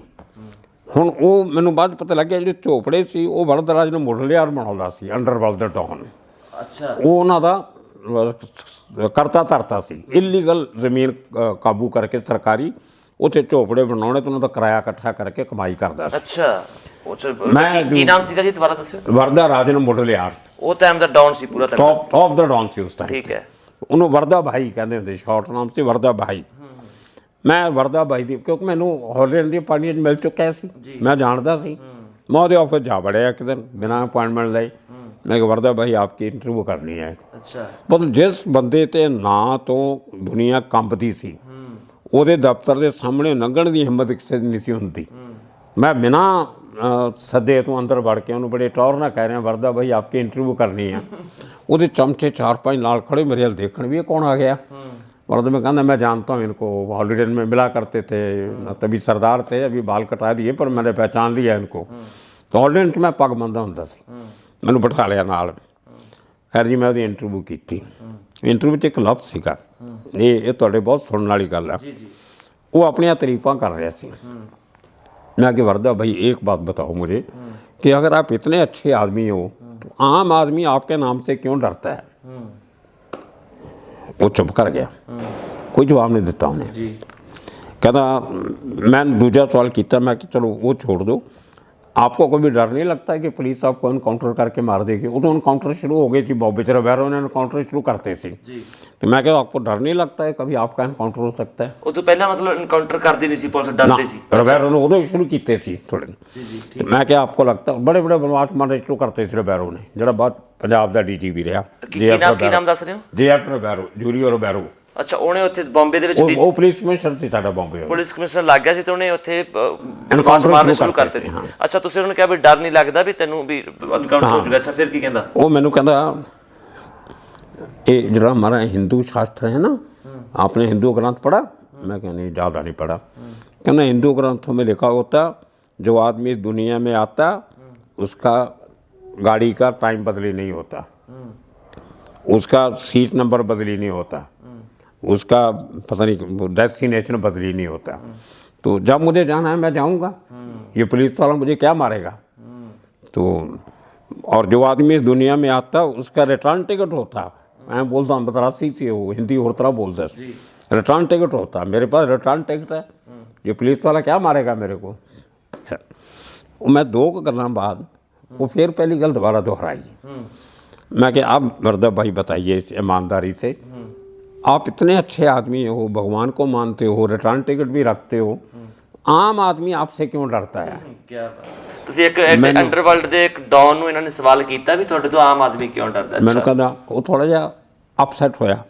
ਮੈਨੂੰ ਕਹਿੰਦਾ ਤੁਮ ਵੀ ਡਰਤਾ ਕਿਆ। ਮੈਂ ਕਿਹਾ ਜੀ ਮੈਂ ਨਹੀਂ ਡਰਦਾ। ਉਹ ਤੇ ਜਿਹੜੇ ਬੰਦੇ ਖੜੇ ਸੀ ਨਾ ਉਹਨਾਂ ਦਿਲ ਕਰੇ ਮੈਨੂੰ ਖਾ ਜਾਣ ਕੱਚੇ ਨੂੰ ਵੀ ਤੁਹਾਡੇ ਬੌਸ ਨੇ ਐਂ ਗੱਲਾਂ ਕਰਦਾ ਹੈ। ਉਹ ਉਹਨਾਂ ਹੱਥ ਕੰਬਣ ਪਿੱਛੇ ਮਾਰਨ ਮੈਨੂੰ ਕੀਤੀਆਂ ਲੈਣ। वरदा भाई कहना मैं जी मैंने कहता क्यों। मैं क्या वरदा भाई जैसे आपने अभी कहा था ना मेरे पास भी रिटर्न टिकट है। वो मैं जो डाला बोलिया ना वो मेरा फैन हो गया। क्या बात। वो जी मेरी इंटरव्यू छपी अखबार तो ना ही सीगा रिटर्न टिकट हैडिंग हो। क्या बात है। वो पूरे डॉन की इंटरव्यू छपी तो मैं हीरो बन गया पूरे बॉम्बे जिदे ना तो लोग डरते सी जिदे परछावे के सामने कोई नहीं सी आउंदा। ਉਹ ਆਦਮੀ ਦੀ ਇੰਟਰਵਿਊ ਪਹਿਲੀ ਵਾਰੀ ਮੁੰਬਈ ਛਪੀ ਅੰਗਰੇਜ਼ੀ ਅਖਬਾਰ। ਉਹਦੇ ਚ ਵੀ ਕਿੰਨਾ ਵੱਡਾ ਤੁਸੀਂ ਉਹ ਇੱਕ ਮਤਲਬ ਚੀਜ਼ ਲੈ ਕੇ ਆਏ ਨਾ ਦਾ ਨਾਮ ਕਿੰਨਾ ਸੋਹਣਾ ਸੀ। ਮੈਨੂੰ ਦੋ ਫਾਇਦੇ ਹੋਏ ਜੀ। ਇੱਕ ਤਾਂ ਰਿਪੋਰਟਰਾਂ 'ਚ ਵੱਡੇ ਰਿਪੋਰਟਰਾਂ 'ਚ ਮੇਰੀ ਸ਼ਮੂਲੀਅਤ ਹੋ ਗਈ। ਦੂਜਾ ਜਿੰਨੇ ਸਾਰੇ ਛੋਟੇ ਮੋਟੇ ਬਦਮਾਸ਼ ਸੀ ਉੱਥੇ ਸਾਰੇ ਮੇਰੇ ਤੋਂ ਡਰਨ ਲੱਗ ਗਏ। ਇਹ ਵਰਦਾ ਬਾਈ ਦਾ ਖਾਸ ਆਦਮੀ। ਤੁਸੀਂ ਅੱਡ ਬਦਮਾਸ਼ ਹੋ ਗਏ। ਆਮ ਜਨਤਾ ਤੇ ਰਿਪੋਰਟਰਾਂ 'ਚ ਵੀ ਰਿਪੋਰਟਰ ਬਦਮਾਸ਼ ਹੋ ਗਏ। ਉਸ ਗੱਲ ਤੋਂ ਮੈਨੂੰ ਇੱਕ ਅੰਦਰੂਨੀ ਸ਼ਕਤੀ ਮਿਲੀ ਇੱਕ ਤਾਕਤ ਮਿਲੀ ਜੀ ਕਿ ਬਲਜੀਤ ਪਰਮਾਰ ਇਹ ਬਦਮਾਸ਼ੀ 'ਚ ਇੰਨਾ ਦਮ ਨਹੀਂ ਹੁੰਦਾ ਜਿੰਨਾ ਸੱਚਾਈ 'ਚ ਹੁੰਦਾ। ਬਿਲਕੁਲ ਬਿਲਕੁਲ ਬੜੀ ਕਮਾਲ ਦੀ ਗੱਲ। ਉਸ ਦਿਨ ਤੋਂ ਬਾਅਦ ਮੈਂ ਸੱਚਾਈ ਦਾ ਲੜ ਫੜਿਆ। ਮੈਂ ਆਪਣੀ ਮਸ਼ਹੂਰੀ ਜਾਂ ਉਹ ਕਰਨ ਪਿੱਛੇ ਕਦੇ ਕੋਈ ਕੰਮ ਨਹੀਂ ਸੀ ਕਰਦਾ। ਜਿੱਥੇ ਮੈਨੂੰ ਸੱਚ ਲੱਗਣਾ ਵੀ ਆਹ ਸਟੋਰੀ ਕਰਨੀ ਮੈਂ ਕਰਦੀ ਤੇ ਲੱਗੇ ਤੇ ਗੜਬੜਾ ਮੈਂ ਨਹੀਂ ਸੀ ਕਰਦਾ। ਜੀ ਜੀ ਮੈਂ ਕਿਸੇ ਨਾਲ ਕਦੇ ਕੋਈ ਸੌਦੇਬਾਜ਼ੀ ਨਹੀਂ ਕੀਤੀ। ਮੈਂ ਤੂੰ ਮੈਨੂੰ ਕੋ ਦੇਂਗਾ ਤਾਂ ਮੈਂ ਤੇਰੇ ਖਿਲਾਫ ਨਹੀਂ ਲਿਖੂੰਗਾ ਜੇ ਨਹੀਂ ਦੇਂਗਾ ਤਾਂ ਲਿਖੂ। ਮੈਂ ਇਹੋ ਜਿਹਾ ਕੰਮ ਕਦੇ ਜ਼ਿੰਦਗੀ 'ਚ ਨਹੀਂ ਕੀਤਾ। ਖੈਰ ਉਹ ਜਦੋਂ ਮੈਂ ਦੀ ਇੰਟਰਵਿਊ ਛਪੀ ਤੇ ਉਹਦਾ ਅੰਡਰਵਰਲਡ 'ਚ ਚਰਚਾ ਹੋਇਆ। ਕਰੀਮ ਲਾਲਾ ਦਾ ਭਤੀਜਾ ਸੀ ਇੱਕ ਉਹਦੀ ਡੈਥ ਹੋ ਗਈ ਹੁਣ ਸਮਦ ਖਾਨ। ਕਰੀਮ ਲਾਲਾ ਤੁਸੀਂ ਉਹਨਾਂ ਦੀ ਗੱਲ ਕਰਦੇ ਜਿਹੜਾ ਅੰਡਰਵਰਲਡ ਡੌਨ ਸੀਗੇ 40 ਸਾਲ ਜਿਹਨੇ ਬੰਬਈ ਤੇ ਰਾਜ ਕੀਤਾ। ਕਰੀਮ ਲਾਲਾ ਪਠਾਨ ਰਾਜਾ ਕਰੀਮ ਲਾਲਾ ਪਠਾਨ। ਉਹ ਵੀ ਮੈਨੂੰ ਹਾਲੀਵੁੱਡ ਮਿਲ ਚੁੱਕੇ ਸੀ ਪਹਿਲਾਂ ਜੀ। ਤੇ ਮੇਰੇ ਦਿਮਾਗ 'ਚ ਆਇਆ ਵੀ ਯਾਰ ਜੇ ਇਹ ਬੰਦੇ ਨੂੰ ਮੇਰਾ ਯਾਦ ਸੀ ਹਾਲੀਵੁੱਡ 3.5 ਸਾਲਾਂ ਬਾਅਦ ਵੀ ਤੇ ਕਰੀਮ ਲਾਲਾ ਨੂੰ ਵੀ ਯਾਦ ਹੋਊਗਾ। ਇੱਕ ਡੌਨ ਦੀ ਇੰਟਰਵਿਊ ਹਿੱਟ ਹੋਈ ਹੈ ਤੇ ਮੈਂ ਦੂਜੇ ਨੂੰ ਕਿਉਂ ਨਾ ਜਾ ਕੇ ਫੜਾਂ। ਬਿਲਕੁਲ ਮੈਂ ਬਿਨਾਂ ਦੱਸੇ ਨੂੰ ਕਰੀਮ ਲਾਲੇ ਦੇ ਘਰੇ ਜਾ ਪਹੁੰਚਿਆ। ਇੱਕ ਫੋਟੋਗ੍ਰਾਫ ਮੁਕੇਸ਼ ਪਰਪਿਆਨੀ ਮੇਰਾ ਫੋਟੋਗ੍ਰਾਫਰ ਹੁੰਦਾ ਸੀ ਸਿੱਧੀ ਉਹਨੂੰ ਨਾਲ ਲੈ ਕੇ। ਉਹ ਸਿੱਧੀਆਂ ਪੌੜੀਆਂ ਚੜ੍ਹਦੀਆਂ ਸੀ। ਉਹਦੇ 7 ਦਰਵਾਜ਼ੇ ਰਾਹ 'ਚ ਖੁੱਲ੍ਹਦੇ ਸੀ। ਮਤਲਬ ਜੇ ਉਹ ਅਣਜਾਣ ਆਦਮੀ ਜਾਵੇ ਤੇ ਉਹਨੂੰ ਦਰਵਾਜ਼ਾ ਐਂ ਬੰਦ ਹੁੰਦਾ ਸੀ ਤੁਹਾਡੀਆਂ ਪੌੜੀਆਂ ਰੁਕ ਗਈਆਂ ਤੇ ਜਿਹੜਾ ਗਲਤੀ ਨਾਲ ਉੱਤੇ ਚਲਾ ਗਿਆ ਉਹ ਤੋਂ ਦੂਸਰਾ ਦਰਵਾਜ਼ਾ ਬੰਦ ਹੋ ਜਾਂਦਾ ਸੀ। ਤੇ ਉਹ ਮਤਲਬ ਡਾਊਨ ਤੱਕ ਪਹੁੰਚਣਾ ਤੁਸੀਂ ਉਹਦੀ ਮਰਜ਼ੀ ਤੋਂ ਬਿਨਾਂ ਨਹੀਂ ਸੀ ਪਹੁੰਚ ਸਕਦੇ। ਤੇ ਮੈਂ ਕੋਈ ਮਾੜਾ ਜਿਹਾ ਆਦਮੀ ਸੀਗਾ ਉਹ ਬਦਮਾਸ਼ ਤਾਂ ਹੈ ਨਹੀਂ ਸੀ। ਤੇ ਮੈਂ ਉਹਨੂੰ ਉਹਦਾ ਭਤੀਜਾ ਸੀ ਉਹਨੇ ਮੈਨੂੰ ਕਹਿਤਾ ਸੀ ਜਾ ਤੂੰ ਮੇਰਾ ਨਾਂ ਲੈ ਦਿਓ ਤੇ ਸ਼ਾਇਦ ਭਾਈ ਹੋਊਗਾ ਤੇ ਉਹ ਤੁਹਾਨੂੰ ਉੱਤੇ ਲੈ ਜਾਊਗਾ। ਉਹ ਮੈਨੂੰ ਸ਼ਾਇਦ ਭਾਈ ਭੁੱਲ ਗਿਆ ਨਾ ਉਹਦਾ ਕੀ ਸੀ। ਉਹ ਮੈਨੂੰ ਕਿਹਨੂੰ ਲੱਭਾਂ ਮੈਂ ਚੜ੍ਹ ਗਿਆ ਪੌੜੀਆਂ। ਉਹ ਦੂਜੇ ਦਰਵਾਜ਼ੇ 'ਤੇ ਰੋਕ ਲਿਆ ਮੈਨੂੰ। ਉਹ ਬੰਦਾ ਹੋਈ ਸੀ ਸ਼ਾਇਦ ਭਾਈ ਉਹਨੇ ਪਛਾਣ ਲਿਆ। ਉਹ ਸਿਆਣੇ ਬੰਦੇ ਹੁੰਦੇ ਆਪਕੋ ਕਹਿੰਦਾ ਉਹ ਸਮਝ ਭਾਈ ਨੇ ਭੇਜਿਆ। ਮੈਂ ਕਿਹਾ ਹਾਂਜੀ ਆਈ ਚਲੋ ਲੈ ਕੇ ਉੱਪਰ ਮੈਨੂੰ ਟੈਰਸ 'ਤੇ 3rd ਫਲੋਰ 'ਤੇ ਵੱਡਾ ਸਾਰਾ ਘਰ ਵੱਡਾ ਸਾਰਾ ਵਿਹੜਾ ਛੱਤ 'ਤੇ ਤੇ ਇੱਕ ਉਹਦੇ 'ਚ ਬਾਲਕਨੀ ਜਿਹੀ ਬਣੀ ਚਬੂਤਰਾ ਜਿਹਾ ਬਣਿਆ। ਉਹਦੇ ਥੱਲੇ ਕਰੀਮ ਲਾਲਾ ਸਾਹਿਬ ਬੈਠੇ 2 ਟੈਲੀਫੋਨ ਦੀਆਂ ਤਾਰਾਂ ਨੇ ਮੇਰੇ ਮੈਂ ਖਿੱਚ ਕੇ ਰੱਖੀਆਂ ਟੇਬਲ 'ਤੇ। ਤੇ ਉਹ ਦੇਖੋ ਬੰਦੇ ਦੀ ਯਾਦ ਆਓ ਬਲਜੀਤ ਭਾਈ। ਅੱਛਾ ਉਹ ਪਹਿਲਾਂ ਦੱਸਿਆ ਹੋਇਆ ਸੀ ਬਲਜੀਤ ਪਰਮਾਰ ਆ ਰਿਹਾ ਬਲਜੀਤ ਪਰਮਾਰ ਨਾ ਦੱਸਣਾ ਹੁੰਦਾ ਨਾ ਕੌਣ ਆ ਰਿਹਾ ਇੰਟਰਵਿਊ ਭਾਈ ਲਾਉਣਾ ਉੱਥੇ ਰਿਵਾਜ਼ ਹੈ। ਤੇ ਹਾਲੀਵੁੱਡ ਮੈਨੂੰ ਮਿਲਿਆ ਸੀ ਕਈ ਵਾਰੀ ਉਹਨੇ ਪਛਾਣ ਵੀ ਲਿਆ। ਆਈਏ ਬਲਜੀਤ ਭਾਈ ਬੈਠੀਏ। ਉਹ ਮੇਰਾ ਫੋਟੋਗ੍ਰਾਫਰ ਕੰਬ ਗਿਆ ਡਰ ਗਿਆ। ਪਹਿਲੀ ਵਾਰੀ ਪਠਾਨ ਦੇ ਸਾਹਮਣੇ ਅੰਦਰ 40 ਸਾਲ ਜਿਹਨੇ ਹਕੂਮਤ ਕੀਤੀ ਬੰਬੇ 'ਤੇ ਉਹਦੇ ਮੈਂ ਸਾਹਮਣੇ ਬੈਠਾ ਉਹਦੀ ਇੰਟਰਵਿਊ ਕਰ ਰਿਹਾ। ਕੋਈ ਮੈਂ ਕਦੇ ਕੋਈ ਪੈਨ ਕਾਗਜ਼ ਨਹੀਂ ਲੈ ਕੇ ਜਾਂਦਾ। ਮੈਂ ਕਦੇ ਇੰਟਰਵਿਊ ਰਿਕਾਰਡ ਨਹੀਂ ਕੀਤੀ ਕਦੇ ਕਿਸੇ ਦੀ ਕਿਉਂਕਿ ਜਦੋਂ ਤੁਸੀਂ ਇੰਟਰਵਿਊ ਰਿਕਾਰਡ ਕਰਨ ਲੱਗਦੇ ਹੋ ਅਗਲਾ ਬੰਦਾ ਹੈ ਨਾ ਉਹ ਅੱਧਾ ਕੌਨਸ਼ੀਅਸ ਹੋ ਜਾਂਦਾ ਵੀ ਪੈਨ ਕਾਗਜ਼ ਚੱਕ ਲਿਆ ਤੇ ਬੰਦਾ ਥੋੜ੍ਹਾ ਫਿਰ ਸੋਚ ਕੇ ਗੱਲ ਕਰਦਾ। ਤੇ ਮੈਨੂੰ ਕਹਿੰਦੇ ਹਾਂ ਬਲਜੀਤ ਭਾਈ ਚਾਹ ਪੀਓਗੇ। ਮੈਂ ਕਿਹਾ ਹਾਂਜੀ ਪੀਊਂਗਾ। ਸੋ ਉਸ ਚਾਹ ਦੇ ਚੱਕਰ 'ਚ ਮੈਨੂੰ ਅੱਧਾ ਘੰਟਾ ਇੰਨੇ ਵੱਡੇ ਡੌਨ ਨਾਲ ਬੈਠਣ ਦਾ ਮਿਲ ਗਿਆ। ਅਦਰਵਾਈਜ਼ ਕੀ ਹੁੰਦਾ 2-4 ਗੱਲਾਂ ਕਰੋ ਤੇ ਬੰਦਾ ਕਹਿੰਦਾ ਹਾਂਜੀ ਮੈਂ ਬਿਜ਼ੀ ਹਾਂ ਹੁਣ ਤੁਸੀਂ ਫਿਰ ਕਦੀ ਆ ਜਾਣਾ। ਤੇ ਉਹ ਹੁਣ ਚਾਹ ਜਦੋਂ ਤੱਕ ਆਊਗੀ ਫਿਰ ਅਸੀਂ ਪੀਆਂਗੇ। ਫਿਰ ਚਾਹ ਪੀਣ ਤੋਂ ਬਾਅਦ ਬੰਦਾ ਇਮੀਡੀਏਟਲੀ ਕਹਿ ਨਹੀਂ ਸਕਦਾ ਜਾਓ ਜੀ ਤੁਸੀਂ ਹੁਣ ਚਾਹ ਤਾਂ ਪੀ ਲਈ। ਹੁਣ 10 ਮਿੰਟ ਬਾਅਦ 'ਚ ਵੀ ਮਿਲ ਜਾਂਦੇ ਆ। ਚਾਹ ਵੀ ਤੁਸੀਂ ਸਕੀਮ ਨਾਲ ਹੀ ਕਿਹਾ ਫਿਰ। ਹਾਂ ਮੈਂ ਇਸ ਕਰਕੇ ਮੈਂ ਅੱਜ ਤੱਕ ਕਿਸੇ ਨੂੰ ਚਾਹ ਮਨਾ ਨਹੀਂ ਕਰਦਾ। ਮੈਨੂੰ ਕੋਈ ਪੁੱਛੇ ਚਾਹ ਪੀਓਗੇ ਮੈਂ ਕਿਹਾ ਹਾਂਜੀ ਜ਼ਰੂਰ ਪੀਓਗੇ। ਇਸ ਬਹਾਨੇ ਤੁਹਾਨੂੰ ਅੱਧਾ ਘੰਟਾ ਉਸ ਬੰਦੇ ਨਾਲ ਗੱਲਾਂ ਕਰਨ ਦਾ ਮੌਕਾ ਮਿਲ ਜਾਂਦਾ ਕਹਿਣ। ਉਹ ਮੇਰੀ ਇੰਟਰਵਿਊ ਵੀ ਹਿੱਟ ਹੋ ਗਈ ਜਿਹੜੀਆਂ ਮੈਂ ਗੱਲਾਂ ਬਾਤਾਂ ਕੀਤੀਆਂ। ਜਾਂਦੇ ਮੈਨੂੰ ਪੁੱਛ ਲਿਆ ਮੈਂ ਕਿਹਾ ਉਹਨੂੰ ਬੜੇ ਬਾਬਾ कहते ਸੀ। मैं कहा बड़े बाबा मैं ये अखबार में लिखूँगा जो बातें आपसे की हैं लिख दूँ मैं। अरे बलजीत भाई का लिखो ना इसमें क्या छुपाने की बात है। वो पठान सी। देखो आप, मैं जाके फटाफट टाइप किया ऑफर जाके, वो ही मेरी इंटरव्यू हिट हो गई। 2 मुंबई के वड्डे डॉन्स की 10 दिनों के अंदर अंदर फ्रंट पेज से 2 इंटरव्यू छप गई। एक हुण बचा सी दाऊद। ਹੁਣ ਦਾਊਦ ਦੇ ਪ੍ਰੋਬਲਮ ਬੜੀ ਚੱਲਦੀ ਸੀ ਉੱਥੇ, ਗੈਂਗ ਵਾਰ ਕਿਸੇ ਨੂੰ ਮਿਲਦਾ ਹੀ ਨਹੀਂ ਅੱਛਾ, ਸੀ। ਇੱਕ ਗੱਲ ਦੱਸੋ, ਕਰੀਮ ਲਾਲਾ ਤੇ ਦਾਊਦ, ਤੁਸੀਂ ਕਰੀਮ ਲਾਲਾ ਦੇ ਘਰ ਗਏ, ਉਸ ਤੋਂ ਪਹਿਲਾਂ ਤੁਸੀਂ ਉਹਨਾਂ ਦੇ ਘਰ ਗਏ ਵਰਦਮਨ ਭਾਈ ਦੇ। ਅੱਛਾ, ਕਰੀਮ ਲਾਲਾ ਤੇ ਦਾਊਦ ਦੀ ਆਪਸ 'ਚ ਖੜਕਦੀ ਸੀ ਕਿ ਕਹਿੰਦੇ ਦਾਊਦ ਕਰੀਮ ਲਾਲਾ ਵਰਗਾ ਬਣਨਾ ਚਾਹੁੰਦਾ ਸੀ? ਪਹਿਲਾਂ ਉਹ ਇਕੱਠੇ ਹੀ ਸੀਗੇ। 1984-85 ਚ ਉਹਨਾਂ ਦਾ 84 ਚ ਉਹਨਾਂ ਦੀ ਅਣਬਣ ਹੋਈ ਹੈ ਜੀ, ਜਦੋਂ ਦਾਊਦ ਦੇ ਵੱਡੇ ਭਰਾ ਸ਼ਾਬਿਰ ਨੂੰ ਕਰੀਮ ਲਾਲਾ ਦੇ ਭਤੀਜੇ ਨੇ ਮਰਵਾਇਆ। ਸਮਦ ਖਾਨ ਜੀ ਨੇ ਮੈਂ ਪਹਿਲਾਂ ਨਾਂ ਲਿਆ ਸੀ। ਕਰੀਮ ਲਾਲਾ ਦਾ ਆਪਣੇ ਔਲਾਦ ਮਤਲਬ ਮੁੰਡਾ ਨਹੀਂ ਸੀ, ਕੁੜੀਆਂ 'ਚ 2 ਉਹਦਾ ਭਰਾ ਸੀ ਛੋਟਾ ਰਹੀਮ ਖਾਨ, ਉਹਦੇ 4 ਮੁੰਡੇ ਸੀਗੇ। ਰਹਿਮਾਨ ਸੀ, ਸਮਦ ਸੀ, ਸਲਾਹੂਦੀਨ ਇੱਕ ਹੋਰ ਸੀ, ਉਹਦੀ ਪਹਿਲਾਂ ਡੈਥ ਹੋ ਗਈ ਸੀ। ਖੈਰ, ਤੇ ਉਹ ਕਰੀਮ ਲਾਲਾ ਦਾ ਕੰਮਕਾਰ ਉਹਦਾ ਭਤੀਜਾ ਸਮਦ ਹੀ ਦੇਖਦਾ ਸੀ ਸਾਰਾ। ਤੇ ਉਹਦੇ ਨਾਲ ਮੇਰੀ ਸਮਨ ਤੁਹਾਡਾ ਦੋਸਤ ਸੀਗਾ? ਸਮਦ ਮੈਨੂੰ ਜਾਣਦਾ ਸੀ ਅੱਛੀ ਤਰ੍ਹਾਂ। ਹੌਲੀਡੇ ਦੇ ਟਾਈਮ 'ਤੇ ਆਉਂਦਾ ਸੀ, ਡਿਸਕੋ 'ਚ ਵੀ ਆਉਂਦਾ ਸੀ, ਬੋਡੀਗਾਰਡ ਲੈ ਕੇ 10-10, 12-12 ਬੰਦੂਕਾਂ ਗਾਨਾਂ, ਸਭ ਡਰਦੇ ਸੀ ਉਹ ਤੋਂ। ਅਤੇ ਮੈਨੂੰ ਥੋੜ੍ਹਾ ਜਿਹਾ ਬੈਨੀਫਿਟ ਪੰਜਾਬੀ ਹੋਣ ਦਾ ਸੀ। ਪਠਾਨ ਲੋਕ ਜਿਹੜੇ ਉਹ ਪੰਜਾਬੀ ਦੀ ਕਦਰ ਕਰਦੇ ਆ। ਅੱਛਾ। ਅਤੇ ਅਸੀਂ ਪੰਜਾਬੀ ਵੀ ਜਿਹੜੇ ਹਾਂ ਅਸੀਂ ਉਹਨਾਂ ਦੀ ਕਦਰ ਕਰਦੇ ਹਾਂ। ਔਰ ਮੁੰਬਈ 'ਚ ਸਰਦਾਰਾਂ ਦਾ ਇਲਾਕਾ ਸਾਈਨ ਕੋਲੀ ਬੜਾ, ਉੱਥੇ ਸਾਰੇ ਸਰਦਾਰ ਜਿਹੜੇ ਨੇ ਉਹ ਪਸ਼ਾਵਰ ਤੋਂ ਔਰ ਕਾਬਲ ਤੋਂ ਉੱਜੜ ਕੇ ਆਏ ਸੀ 1947 'ਚ। ਸਾਰੇ ਪਸ਼ਤੋ ਬੋਲਦੇ ਅਤੇ ਉਹ ਪਠਾਨਾਂ ਨਾਲ ਪਸ਼ਤੋ 'ਚ ਗੱਲ ਕਰਦੇ ਸੀ। ਉਹ ਮੈਨੂੰ ਥੋੜ੍ਹਾ ਜਿਹਾ ਬੈਨੀਫਿਟ ਸੀ। ਉਹ ਪਠਾਨਾਂ ਦੇ ਦਿਲ 'ਚ ਸਰਦਾਰਾਂ ਦੀ ਥੋੜ੍ਹੀ ਇੱਕ ਰਿਸਪੈਕਟ ਪਹਿਲਾਂ ਵੀ ਸੀਗੀ, ਅੱਜ ਵੀ ਹੈਗੀ ਹੈ। So that benefited me in the long run. ਤੋ ਹੁਣ ਤੁਹਾਡੇ ਕੋਲ ਦਾਊਦ ਰਹਿ ਗਿਆ ਸੀ। ਮੈਂ ਦਾਊਦ ਉਹ ਤਾਂ ਇੰਨਾ ਵੱਡਾ ਬਦਮਾਸ਼ ਨਹੀਂ ਸੀ। ਦਾਊਦ ਉਹਨੂੰ ਇੰਟਰਵਿਊ ਕਰਨ ਦਾ ਕੋਈ ਮਤਲਬ ਨਹੀਂ ਸੀ। Dawood was a small man at the time. ਅੱਛਾ, ਦਾਊਦ ਮਤਲਬ ਡੋਂਗਰੀ ਤੋਂ ਉੱਠਿਆ ਸੀ, ਫਿਰ ਡੋਂਗਰੀ 'ਚ ਸੀਗਾ ਉਦੋਂ? ਨਹੀਂ, ਦਾਊਦ ਡੋਂਗਰੀ, ਕਰੀਮ ਲਾਲਾ ਡੋਂਗਰੀ ਦਾ ਡੌਨ ਸੀ। ਕਰੀਮ ਲਾਲਾ ਦਾ ਘਰ ਡੋਂਗਰੀ ਸੀਗਾ, ਘਰ ਨਹੀਂ ਸੀ, ਆਫਿਸ ਡੋਂਗਰੀ ਸੀਗਾ। ਦਾਊਦ ਤਾਂ ਨਾਗਪੁਰ ਰਹਿੰਦਾ ਸੀ। ਉਹ ਜਿਹੜੇ ਕਿਸੇ ਉਹ ਜਰਨਲਿਸਟ ਨੇ ਕਿਤਾਬ ਲਿਖੀ ਆਪਣਾ ਡੋਗਰੀ ਟੂ ਦੁਬਈ, ਉਹ ਬਕਵਾਸ ਹੈ। ਅੱਛਾ, ਦਾਊਦ ਕਦੇ ਡੋਗਰੀ ਰਿਹਾ ਹੀ ਨਹੀਂ। ਹਾਂ, ਮਤਲਬ ਉਹਦੇ ਤਾਂ ਕਾਫੀ ਚਰਚਾ ਹੈ। ਉਹਨੇ ਖਾਲੀ ਡੀ ਮਿਲਾਇਆ, ਦੁਬਈ ਡੀ ਅਤੇ ਡੋਗਰੀ ਡੀ ਕਰ ਦੋ ਇਸ ਕਰਕੇ। ਅਤੇ ਉਹਦੇ ਕੋਈ ਕਿਤਾਬ ਐਵੇਂ ਹੀ ਆ, ਮੈਂ ਪੜ੍ਹੀ ਸਾਰੀ। ਉਹ ਪੜ੍ਹੀ ਗਈ, ਮੈਂ ਅੱਧੀ ਕੁ ਪੜ੍ਹ ਕੇ ਛੱਡਤੀ ਸੀ ਮੈਂ। ਅਤੇ ਦਾਊਦ ਉਦੋਂ ਕਰੀਮ ਲਾਲਾ ਦੇ ਭਤੀਜਿਆਂ ਦਾ ਦੋਸਤ ਸੀਗਾ। ਇਹ ਕੁਛ ਸੋਨੀਆ ਮਹਿਲ ਕਰਕੇ ਇੱਕ ਡਾਂਸਿੰਗ ਦਾ ਅੱਡਾ ਸੀ, ਉੱਥੇ ਡਾਂਸ ਡੂਸ ਹੁੰਦੇ ਸੀ ਰਾਤ ਨੂੰ। ਇੱਕੋ ਹੀ ਸੋ ਮੁੰਬਈ 'ਚ ਵੱਡਾ ਉਹ ਨਾਰੀਮਨ ਪੁਆਇੰਟ 'ਤੇ, ਉੱਥੇ ਸਾਰੇ ਡਾਂਸ ਦੇਖਣ ਜਾਂਦੇ ਸੀ ਰਾਤ ਨੂੰ ਮੁੰਡੇ ਖੁੰਡੇ। ਇੱਕ ਦਿਨ ਲੜ ਪਏ ਉੱਥੇ ਕਦੇ ਦਾਰੂ ਪੀ ਕੇ। ਉਹ ਸਮਦ ਖਾਨ ਨੇ ਆ ਕੇ ਆਪਣੇ ਜਿਹੜੇ ਦਾਊਦ ਦੇ ਜਿਹੜੇ ਬਾਕੀ ਸਾਥੀ ਸੀ ਤਲਵਾਰਾਂ, ਉਦੋਂ ਤਲਵਾਰਾਂ ਦੀ ਬਦਮਾਸ਼ੀ ਹੁੰਦੀ ਸੀ ਜ਼ਿਆਦਾ। ਉਹ ਤਲਵਾਰਾਂ ਤੋਂ ਲੈ ਕੇ ਉਹਦਾ ਘਰ ਵੱਢਤਾ, ਦਰਵਾਜ਼ੇ ਵਿੱਚ ਤੋੜ ਕੇ ਬੰਦਾ ਮਾਰਤਾ। ਇੱਕ ਉਹ ਪੱਤਰਕਾਰ ਸੀਗਾ, ਇੱਕ ਅੰਡਰਵਰਲਡ ਦੀ ਸਭ ਤੋਂ ਲੜਾਈ ਜਿਹੜੀ ਪੱਤਰਕਾਰ ਤੋਂ ਸ਼ੁਰੂ ਹੋਈ ਸੀ, ਉਹਨਾਂ ਸੀ ਇਕਬਾਲ ਨਾਟਕ। ਅੱਛਾ, ਉਹ ਉਰਦੂ ਦੇ ਅਖਬਾਰਾਂ ਦਾ ਰਿਪੋਰਟਰ ਸੀਗਾ। ਉਹ ਕਿਹਨੇ ਮਾਰਤਾ ਜੀ? ਇਕਬਾਲ ਨਾਟਕ ਉਹਦਾ ਨਾਂ ਸੀਗਾ। ਮਾਰਿਆ ਕਿਹਨੇ? ਸਮਦ ਨੇ। ਅੱਛਾ। ਉਹ ਮਤਲਬ ਜਿਹੜੇ ਉਹਨਾਂ ਦੇ ਵਿਰੋਧੀ ਸੀ, ਉਹਨਾਂ ਕੋਲੋਂ ਪੈਸੇ ਲੈ ਕੇ ਅਤੇ ਕਰੀਮ ਲਾਲਾ ਦੇ ਗੈਂਗ ਦੇ ਖਿਲਾਫ ਲਿਖਦਾ ਹੁੰਦਾ ਸੀ। ਅੱਛਾ। ਇਹਨਾਂ ਨੂੰ ਮਾਰਤਾ। ਉਹਦਾ ਬਦਲਾ ਲੈਣ ਲਈ ਫਿਰ ਦੂਸਰੇ ਗੈਂਗ ਨੇ ਕਰੀਮ ਲਾਲਾ ਦੇ ਇੱਕ ਬੰਦੇ ਨੂੰ ਮਾਰਿਆ। ਉਹ ਤੋਂ ਬਾਅਦ ਫਿਰ ਦਾਊਦ ਤੇ ਭਰਾ, ਇਹ 6-7 ਭਰਾ ਸੀਗੇ, ਇੱਕ ਦੂਜੇ ਦੇ ਬੰਦਿਆਂ ਨੂੰ ਮਾਰਦੇ ਰਹੇ। ਉਹ ਬਾਅਦ 'ਚ ਸ਼ੁਰੂ। ਫਿਰ ਦਾਊਦ ਨੇ ਇੱਕ ਬੈਂਕ ਰੋਬਰੀ ਕੀਤੀ, ਓਰੀਐਂਟਲ ਬੈਂਕ ਆਫ ਕਾਮਰਸ, ਉਹ ਬ੍ਰਾਂਚ ਲੁੱਟੀ ਇੱਕ। ਇਹ 3-4 ਬੰਦਿਆਂ ਨੇ ਉਹ 'ਚ ਫੜੇ ਗਏ। ਫੜ ਕੇ ਇਹਨੂੰ 3.5 ਸਾਲ ਦੀ ਸਜ਼ਾ ਹੋਈ ਦਾਊਦ ਨੂੰ। ਇੱਕੋ ਹੀ ਕੇਸ ਦਾਊਦ 'ਤੇ ਸੀਗਾ। ਉਹ ਸਜ਼ਾ ਹੋਈ। ਸਜ਼ਾ ਹੋਣ ਤੋਂ ਬਾਅਦ ਫਿਰ ਇਹਨਾਂ ਨੇ ਅਪੀਲ ਕੀਤੀ ਸੈਸ਼ਨ ਕੋਰਟ ਤੋਂ, ਉੱਥੋਂ ਬੇਲ ਹੋ ਜਾਂਦੀ ਹੈ। ਫਿਰ ਉਹ 6 ਮਹੀਨੇ ਬੇਲ ਹੋ ਗਈ। ਬੇਲ ਹੋ ਕੇ ਫਿਰ ਥੋੜ੍ਹਾ ਜਿਹਾ ਉਹ ਤੋਂ ਬਦਮਾਸ਼ ਬਣਨ ਲੱਗੇ ਕਿ ਇਹ ਜਿਹੜਾ ਬੰਦਾ ਜੇਲ੍ਹ ਕੱਟ ਕੇ ਆਉਂਦਾ ਨਾ, ਰੋਬਰੀ ਕੱਟ ਕੇ ਤੇ ਅਸੀਂ ਡਾਕਾ ਵੀ ਮਾਰ ਲਿਆ ਤੇ ਫਿਰ ਵੀ ਛੁੱਟ ਕੇ ਫਿਰ ਬਦਮਾਸ਼ ਬਣ ਗਿਆ। ਅੱਛਾ, ਬਾਹਰ ਆ ਕੇ ਉਹਨਾਂ ਦੀ ਇੱਜ਼ਤ ਹੋਣ ਲੱਗ ਜਾਂਦੀ ਹੈ। ਬਿਲਕੁਲ ਬਿਲਕੁਲ। ਵੀ ਜਿਵੇਂ ਫੌਜੀ ਜਿਹੜਾ ਉਹ ਕੋਈ ਚੰਗਾ ਕੰਮ ਕਰੇ ਤਾਂ ਉਹਨੂੰ 1 ਸਟਾਰ ਦੇ ਦਿੰਦੇ ਆ। ਅੰਡਰਵਰਲਡ ਨਾਲ ਵਾਲੀ ਜੇਲ੍ਹ ਦੇ 3 ਮਹੀਨੇ 1 ਸਟਾਰ ਹੁੰਦਾ, 6 ਮਹੀਨੇ ਕੱਟੇ ਤੇ 2 ਸਟਾਰ। ਅਤੇ ਇਹ ਇਹਨਾਂ ਦਾ ਇੱਕ ਤਗਮਾ ਹੁੰਦਾ ਵੀ ਮਿਲਿਆ। ਅਤੇ ਉਹ ਇਹਨਾਂ ਦੀ ਥੋੜ੍ਹੀ ਉਸ ਏਰੀਏ 'ਚ ਦਹਿਸ਼ਤ ਜਿਹੀ ਹੋ ਗਈ। ਕੁੱਟ ਮਾਰਨਾ, ਉਸਨੇ ਥੋੜ੍ਹੇ ਪੈਸੇ ਵਸੂਲਣੇ ਸ਼ੁਰੂ ਕਰਤੇ ਦੁਕਾਨਦਾਰਾਂ ਤੋਂ, ਹੋਟਲ ਵਾਲਿਆਂ ਤੋਂ, ਸਿਨੇਮੇ ਵਾਲਿਆਂ ਤੋਂ। ਉਹ ਪ੍ਰੋਸਟੀਟਿਊਸ਼ਨ ਦਾ ਏਰੀਆ ਵੀ ਉੱਧਰ ਬਹੁਤ ਹੈ। ਉਹ ਮੈਡਮਾਂ ਤੋਂ ਪੈਸੇ ਲੈਣੇ ਸ਼ੁਰੂ ਕਰਤੇ ਅਤੇ ਇਹਨਾਂ ਦੀ ਗੱਡੀ 'ਚ ਚੱਲ ਪਈ ਉੱਥੇ ਛੋਟੇ ਛੋਟੇ ਬੰਦੇ ਸਾਰੇ ਯੰਗ ਉਮਰ ਦੇ ਬਦਮਾਸ਼। ਅਤੇ ਉਹ ਤੋਂ ਬਾਅਦ ਇਹਨਾਂ ਦੀ ਫਿਰ ਉਹ ਸਮਦ ਖਾਨ ਤੋਂ ਇਹਨਾਂ ਨੇ ਬਦਲਾ ਲੈਣਾ ਸੀ।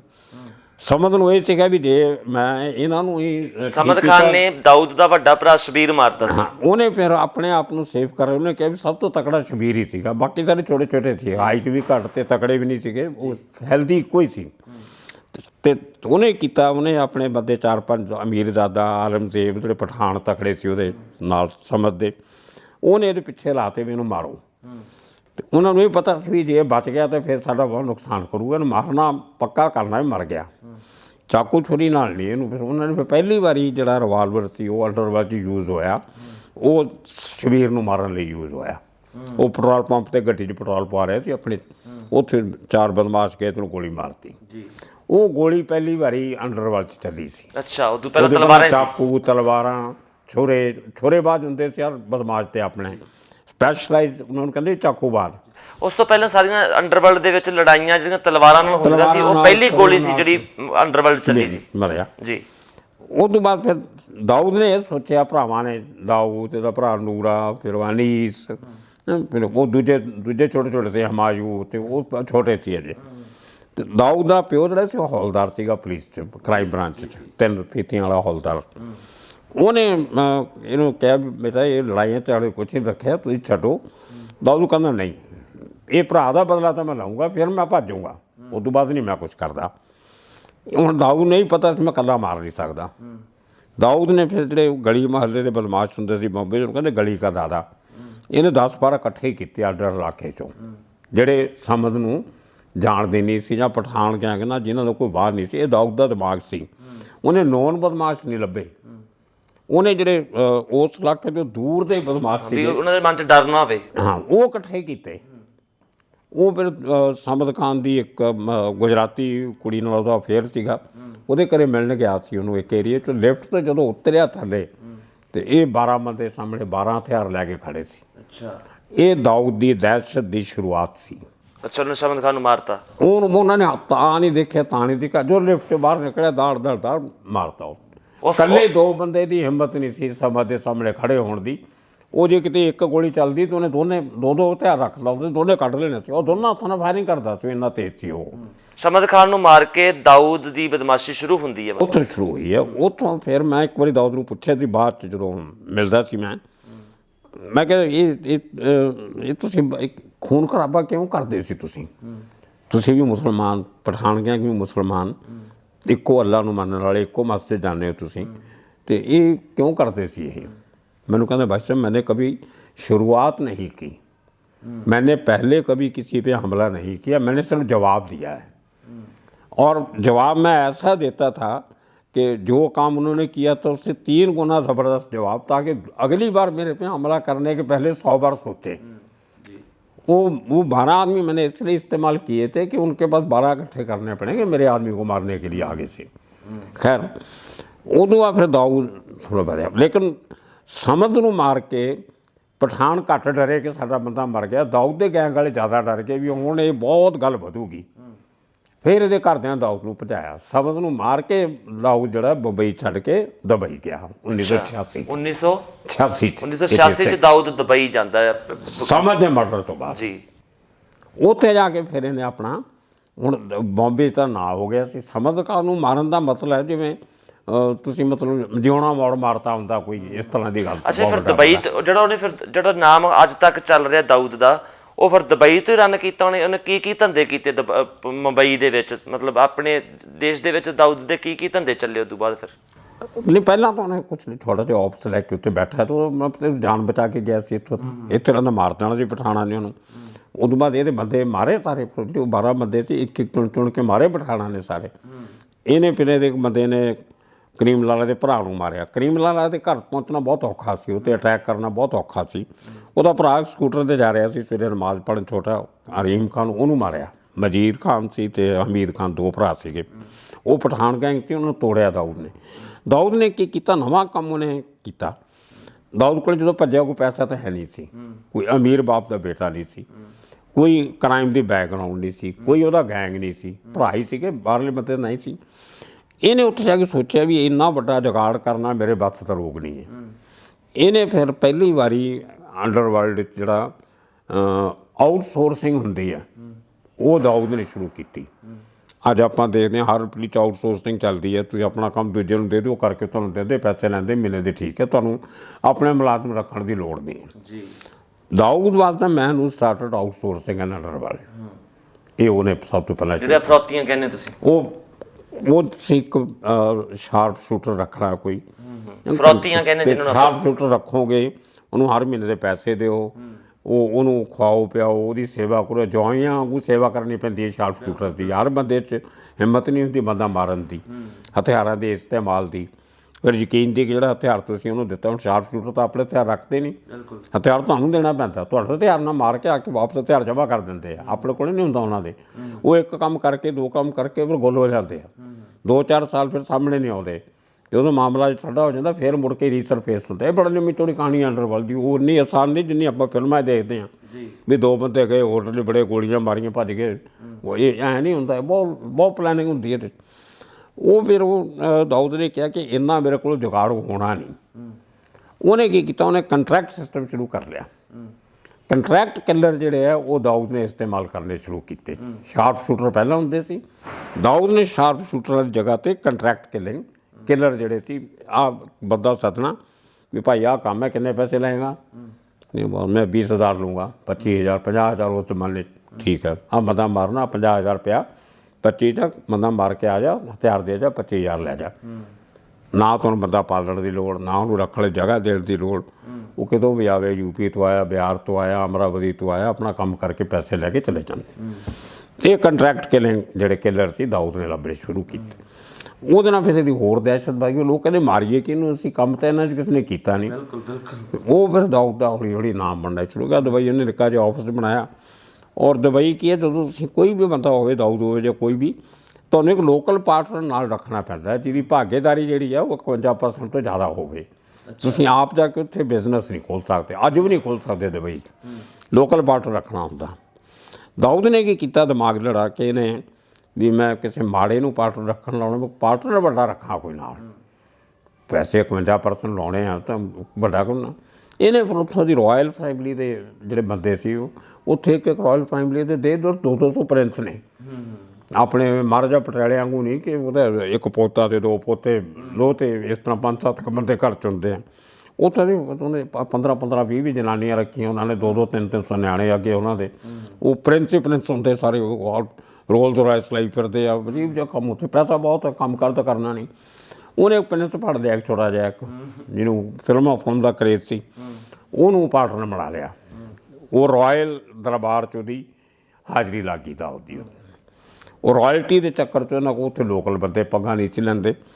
ਹੌਲੀ ਹੌਲੀ ਉਹਨੇ ਫਿਰ ਉਹ ਆਪ ਨਹੀਂ ਸੀ ਕੰਮ ਕਰਦਾ, ਉਹ ਲੋਕਾਂ ਨੂੰ, ਕਿਸੇ ਨੂੰ ਇਲੈਕਟ੍ਰੋਨਿਕ ਦਾ ਸ਼ੋਰੂਮ ਖੁਲਾਤਾ, ਕਿਸੇ ਨੂੰ ਸੋਨੇ ਦੀਆਂ ਦੁਕਾਨਾਂ ਖੁਲਾਤੀਆਂ, ਉਹ ਤੋਂ ਮਹੀਨੇ ਦਾ ਆਪਣੀ ਆਮਦਨ ਦੇ ਪੈਸੇ ਲਈ ਜਾਣੇ। ਅਤੇ ਇਸ ਤਰ੍ਹਾਂ ਕਰਕੇ ਇਹਨੇ ਨੈਟਵਰਕਿੰਗ ਆਪਣੀ ਬਹੁਤ ਵਧੀਆ ਤਰੀਕੇ ਨਾਲ, ਪ੍ਰੋਫੈਸ਼ਨਲੀ, ਜਿਵੇਂ ਇੱਕ ਬਿਜ਼ਨਸਮੈਨ ਹੀ operator like a businessman. Dubai 'ਚ ਉੱਥੇ ਬਿਜ਼ਨਸਮੈਨ ਸੀ, ਉਹ ਪੈਸੇ ਨਾਲ ਦਾਦਾਗਿਰੀ ਬੰਬਈ 'ਚ ਕਰਦਾ ਸੀ। ਫਿਰ ਲੋਕਾਂ ਨੂੰ ਪੈਸੇ ਕਮਾਈ ਦਾ ਸਾਧਨ ਕੀ ਹੁੰਦਾ, ਦਾ ਪ੍ਰੋਟੈਕਸ਼ਨ ਮਨੀ। ਤੂੰ ਆਹ ਧੰਦਾ ਕਰਦਾ, ਸਾਨੂੰ ਪੈਸੇ ਦੇ ਤਾਂ ਤੂੰ ਪ੍ਰੋਟੈਕਟ ਕਰਾਂਗੇ। ਫਿਰ 2 ਬੰਦਿਆਂ ਝਗੜਾ ਹੋ ਗਿਆ, ਉਹਨਾਂ ਦਾ ਫੈਸਲਾ ਕਰਾਉਣ ਦਾ ਸੈਟਲਮੈਂਟ ਮਨੀ। ਫਿਰ ਤੀਜੇ ਬੰਦੇ ਦੀ ਰਿਕਵਰੀ, ਕੋਈ ਪੈਸਾ ਨਹੀਂ ਦਿੰਦਾ, ਉਹਦੇ ਪੈਸੇ ਕਢਾ ਕੇ ਦੇਣੇ, ਉਹ ਰਿਕਵਰੀ 'ਚ ਹਿੱਸਾ ਲੈ ਲੈਣਾ। ਅਤੇ ਤੇਰੇ ਕਰੋੜ ਰੁਪਏ ਕਢਾਉਂਦੇ ਆ, 60 ਲੱਖ ਤੇਰਾ, 40 ਲੱਖ ਸਾਡਾ। ਤੂੰ ਐਂ ਸਾਰੇ ਪਾਸੇ ਲੱਤਾਂ ਬਾਹਾਂ ਫੈਲਾ ਕੇ ਇਹਨਾਂ ਨੇ ਆਪਣੀ ਇੱਕ ਐਮਪਾਇਰ ਖੜੀ ਕਰ ਲਈ, ਇੱਕ ਰਾਜ ਬਣਾ ਲਿਆ ਆਪਣਾ। ਉਹ ਤਾਂ ਚੱਲਦਾ ਰਿਹਾ ਜੀ। ਅੱਛਾ ਜੀ, ਛੋਟਾ ਰਾਜਨ ਨਾਲ ਵੀ ਤੁਹਾਡਾ ਕੋਈ ਮਸਲਾ ਸੀਗਾ ਵੀ ਕਹਿੰਦੇ ਛੋਟਾ ਰਾਜਨ ਨੇ ਤੁਹਾਡੇ ਗੋਲੀਆਂ ਮਰਵਾਤੀਆਂ ਸੀ, ਹੈ ਨਾ? ਅਤੇ ਉਹ ਛੋਟਾ ਰਾਜਨ ਦਾ ਨਾਮ ਵੀ ਬਹੁਤ ਵੱਡਾ ਚੱਲਦਾ ਪੰਜਾਬ ਦੇ ਵਿੱਚ ਵੀ, ਕਈ MLAs ਦੇ ਨਾਮ ਉਹਦਾ ਨਾਮ ਜੋੜਿਆ ਗਿਆ। ਅਤੇ ਉਹ ਕੀ ਕਹਾਣੀ ਸੀ ਜਿਹਦੇ ਵਿੱਚ ਤੁਸੀਂ ਵਿੱਚ ਫਸ ਗਏ ਸੀ, ਜਿਹਦੇ ਵਿੱਚ ਬੰਦਾ ਡਰਦਾ ਉਸ ਚੀਜ਼ ਤੋਂ ਜਿਹੜੀ ਨਾ ਦੇਖੀ ਹੋਵੇ। ਡਰ ਜਿਹੜਾ ਇਹ ਅਦਿੱਖ ਹੈ, ਡਰ ਦੀ ਕੋਈ ਪਰਿਭਾਸ਼ਾ ਨਹੀਂ ਹੁੰਦੀ, ਡਰ ਦਾ ਕੋਈ ਆਕਾਰ ਨਹੀਂ ਹੈ, ਡਰ ਦੀ ਕੋਈ ਸ਼ੇਪ ਨਹੀਂ ਹੈ। ਅਤੇ ਮੇਰੇ ਜ਼ਿਹਨ 'ਚ ਹਮੇਸ਼ਾ ਇਹ ਰਿਹਾ ਵੀ ਜਿਹੜੇ ਮਤਲਬ ਮੈਂ ਦੇਖਿਆ ਹੋਇਆ ਤੁਰਦਿਆਂ ਫਿਰਦਿਆਂ, ਜਿਹਦੇ ਨਾਲ ਮੈਂ ਆਲਰੇਡੀ 'ਚ ਦੇਖਿਆ ਜਾਂ ਜਿਹਦੀਆਂ ਇੰਟਰਵਿਊਜ਼ ਕੀਤੀਆਂ, ਅਤੇ ਮੈਂ ਹਮੇਸ਼ਾ ਸੋਚਦਾ ਸੀ ਯਾਰ ਜੇ ਮੈਂ ਵਰਦਾ ਰਾਜਨ ਦੀ ਇੰਟਰਵਿਊ ਕਰ ਸਕਦਾ, ਅਤੇ ਮੈਂ ਕਰੀਮ ਲਾਲਾ ਨਾਲ ਬਹਿ ਕੇ ਚਾਹ ਪੀ ਸਕਦਾ ਉਹਦੇ ਪਰ ਛੱਤੀ 'ਤੇ ਜਾ ਕੇ, ਤੇ ਜਾਂ ਉਹਦੇ ਭਤੀਜਾ ਮੇਰਾ ਦੋਸਤ ਸੀਗਾ, ਜੋ ਹੋਰ ਕਈ ਬੰਦੇ ਬਦਮਾਸ਼ ਮੈਨੂੰ ਜਾਣਦੇ ਸੀ ਵੀ ਉਹ ਤਾਂ ਮੇਰੇ ਵਰਗੇ ਹੀ ਹੈ। ਉਹਨੇ ਸਪੈਸ਼ਲ ਗੱਲ ਕੀ ਆ ਉਹਨਾਂ 'ਚ, ਤੇ ਉਹ ਇੱਕ ਜਿਹੜਾ ਤੁਹਾਡਾ ਲੈਵਲ ਹੁੰਦਾ ਥਿੰਕਿੰਗ ਦਾ ਉਹ ਚੇਂਜ ਹੋ ਜਾਂਦਾ। ਇੱਕ ਉਹ ਡਰ ਨਿਕਲ ਜਾਂਦੇ, ਤੁਸੀਂ ਆਪਣੇ ਇਕੁਅਲ ਸਮਝਦੇ ਹੋ ਸਾਰਿਆਂ ਨੂੰ। ਔਰ ਫਿਜ਼ੀਕਲ ਪਾਵਰ ਜਿਹੜੀ ਹੁੰਦੀ ਹੈ ਇਹ ਕੋਈ ਪਾਵਰ ਨਹੀਂ ਆ। ਬਿਲਕੁਲ ਪਾਵਰ ਤਾਂ ਤੁਹਾਡੇ ਕੋਲ ਹਥਿਆਰ ਹੈ, ਚਾਕੂ ਛੁਰਾ ਹੋਊਗਾ। ਇੱਕ ਮੇਰੇ ਵਰਗਾ ਬੰਦਾ ਦਾਰਾ ਸਿੰਘ ਤੇ ਜਾ ਕੇ 2 ਗੋਲੀਆਂ ਮਾਰੂ, ਦਾਰਾ ਸਿੰਘ ਕੀ ਕਰੂਗਾ? ਭਲਵਾਨ ਹੋਊਗਾ, ਆਪਣੇ ਘਰ ਹੋਊਗਾ। ਮਤਲਬ ਤੁਸੀਂ ਫਿਜ਼ੀਕਲ ਪਾਵਰ ਕਿਸੇ ਕੰਮ ਨਹੀਂ ਆਉਂਦੀ ਅਲਟੀਮੇਟਲੀ। ਤੇ ਉਹ ਮੇਰੇ ਕੁਛ ਆਈਡੀਆਜ਼ ਮੇਰੇ ਦਿਮਾਗ 'ਚ ਕਲੀਅਰ ਸੀਗੇ, ਤੇ ਮੈਂ ਡਰਦਾ ਡਰਦਾ ਨਹੀਂ ਸੀ ਨਾ, ਤੇ ਇਸ ਕਰਕੇ ਮੈਂ ਕਦੇ ਪਰਵਾਹ ਨਹੀਂ ਸੀ ਕਰਦਾ।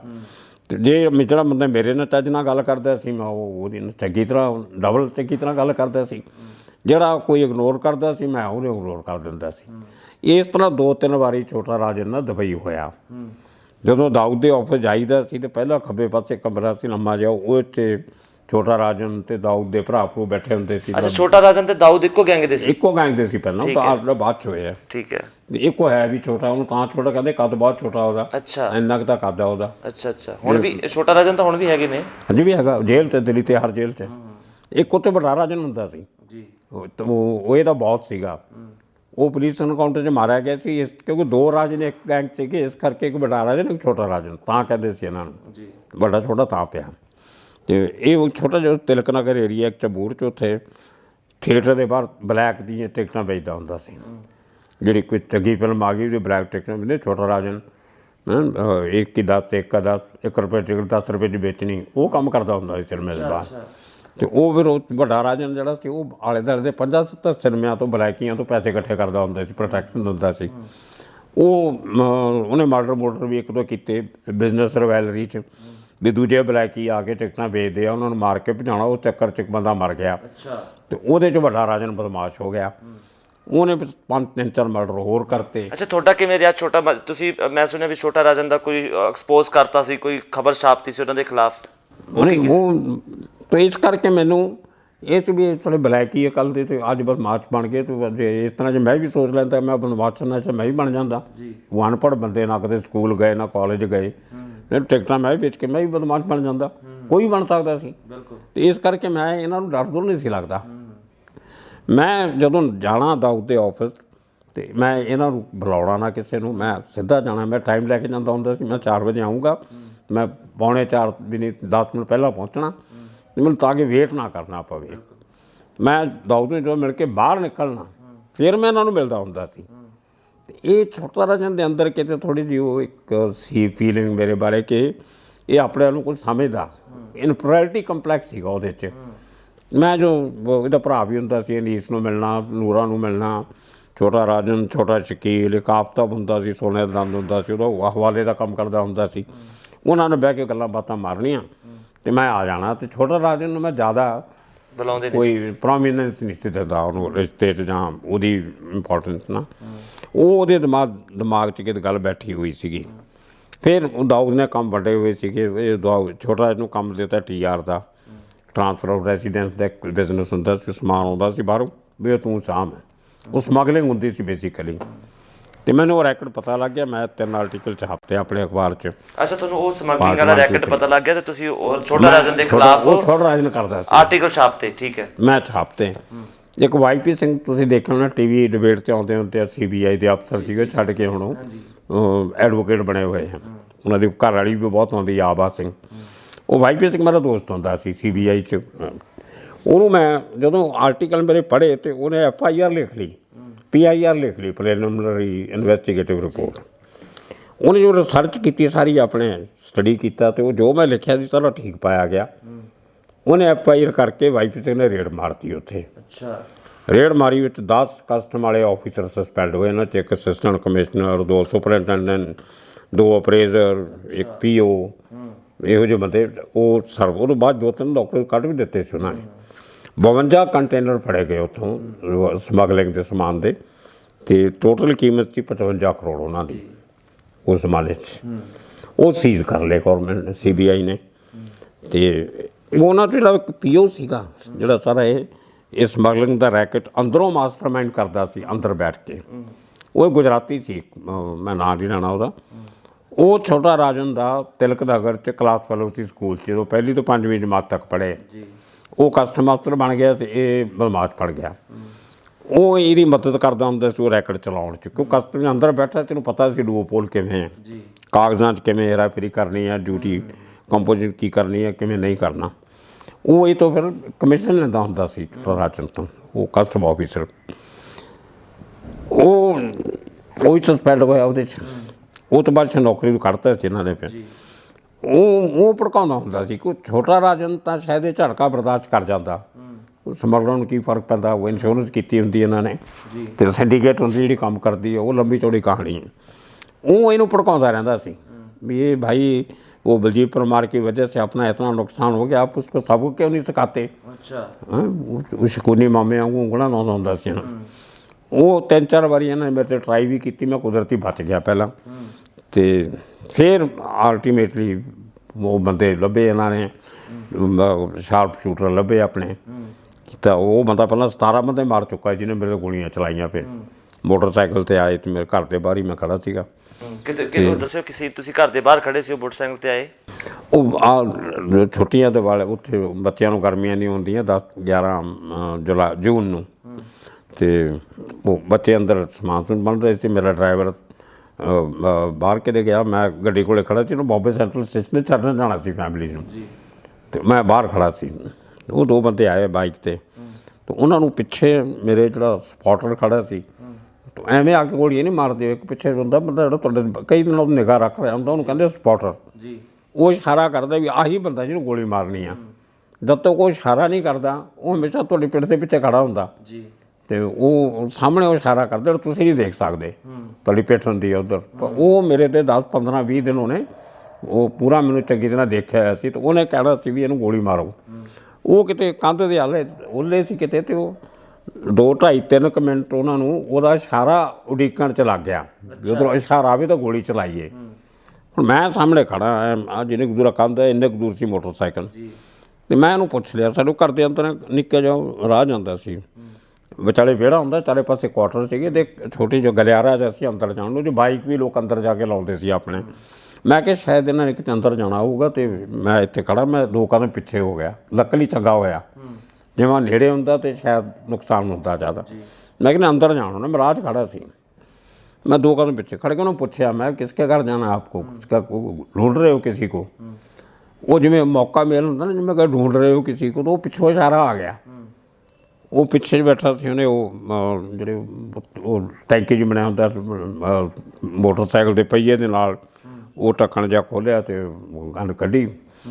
वो मैं क्यों देख रहे सी इन्हां नाल, मैं गल कर रहा सी इन्हां नाल, ते मैनू रिएक्ट करने का टाइम मिल गया। I was not caught unaware, एकदम नहीं फड़िया गया मैं, तो मैं थोड़ा जिहा अलर्ट सीगा क्योंकि उन्हां नाल देख रहा सी मैं। उन्हें जो कढ़िया रिवाल्वर वाइट सिल्वर कलर का, तो वो तो बाद पता लगे भी 9mm का जर्मन माउजर सीगा, वो AK-47 वर्गी लंबी गोली पैंदी है, 9 गोलियां दा सी। तो गोलियां तो मेरे अंदर भी इत्थे पई सी, एक शर्ट के अंदर डिग्गी सी। तो उन्हें कढ़िया, तो जो मोटरसाइकिल चला रहा था थोड़ा हेल्थी सी, वो मोढे के नालों ऐ करके सीधा करके हाँ मेरे इत्थे लगी आ गई सीधी गोली, रिब बोन ते आ गोलाई च, रिब बोन होंदी ना अपनी छाती दी है जो गोल जी होंदी हड्डी, वो लग के जे वो इंच किधर आ जाती तो अंदर वड़ जाना सी। वो गोलाई करके किते अंदर डिग्गी, लग के हड्डी ना लग के थले डिग्गी छड़ दे अंदर। वो मैं किता दूजी गोली इत्थों मेरा वाल जे कच्छ दे ला के ते कमीज दे विचों जाके पिछे कंध च लगी 2.5 इंच। वो बाद पुलिस वाले ने कड्ढी आके फिर गोली। फिर मैं अलर्ट हो गया, मैं गालां कड्ढणियां शुरू करतियां, तुहाडी माँ दी तुहाडी भैन दी जिन्नियां कि मैनूं आईयां हिंदी पंजाबी मराठी अंग्रेजी दीयां गालां मैं कड्ढणियां शुरू करतियां, और मैं उन्हां नूं वधना शुरू करता। और मैं सोचा भी निशाना से तो मेरे हाल आ रहे, एक थोड़ा नैचुरल रिएक्शन होंदा भी थोड़ा इत्थे अटैक हो रहा, तो मैं हत्थ अगे करता। तीजी गोली इत्थे लगी, फिर इत्थों लग के इत्थों बाहर निकली, आ जिहड़ा निशान जिहा गो आ लगी, इत्थों लगी, इत्थों बाहर निकली जाके आया। तो वो फिर बांह उच्ची हुई मेरी एकदम, बड़ी गोली सी। आ 2 लम्मा कट जिहड़ा 2 इत्थे लगियां दाड़ दाड़, वो पिछों 2 दाग च उन्हें कूनी चों बाहर निकलियां जाके, ते आ बांह मेरी समझ हो गई। डिग पे होंगे, बेहोश हो गए होंगे? हैं बेहोश होए तुसीं? ਬੇਹੋਸ਼? ਨਾ ਨਾ ਨਾ ਠੀਕ ਹੈ। ਉਹ ਮੈਂ ਤਾਂ ਗਾਲਾਂ ਕੱਢੇ ਜਦ ਤੇ 5ਵੀਂ ਗੋਲੀ ਲੱਗਣ ਤੱਕ ਮੈਂ ਮੋਟਰਸਾਈਕਲ ਦੇ ਅਗਲੇ ਵੀਲ ਤੇ ਗੋਡਾ ਮਾਰਿਆ ਲੈਫਟ ਦਾ, ਔਰ ਉਹ ਬਾਈਕ ਦਾ ਹੈਂਡਲ ਫੜਿਆ, ਨਾ ਗਾਲਾਂ ਬਹੁਤ ਕੱਢੀਆਂ ਮੈਂ। ਉਹ ਬਾਈਕ ਦਾ ਉਹ ਥੋੜ੍ਹਾ ਇੰਬੈਲੈਂਸ ਹੋਏ, ਡਿੱਗਣ ਲੱਗੇ ਤੇ ਉਹ ਮੈਨੂੰ ਧੱਕਾ ਦੇ ਕੇ ਉਹ ਭੱਜ ਗਏ ਪਏ। ਜੇ ਮੈਂ ਅੱਗੇ ਨਾ ਜਾਂਦਾ ਤਾਂ ਉਹ 4 ਗੋਲੀਆਂ ਹੋਰ ਸੀ ਅਜੇ, ਉਹਨੇ ਮਾਰ ਦੇਣੀਆਂ ਸੀ।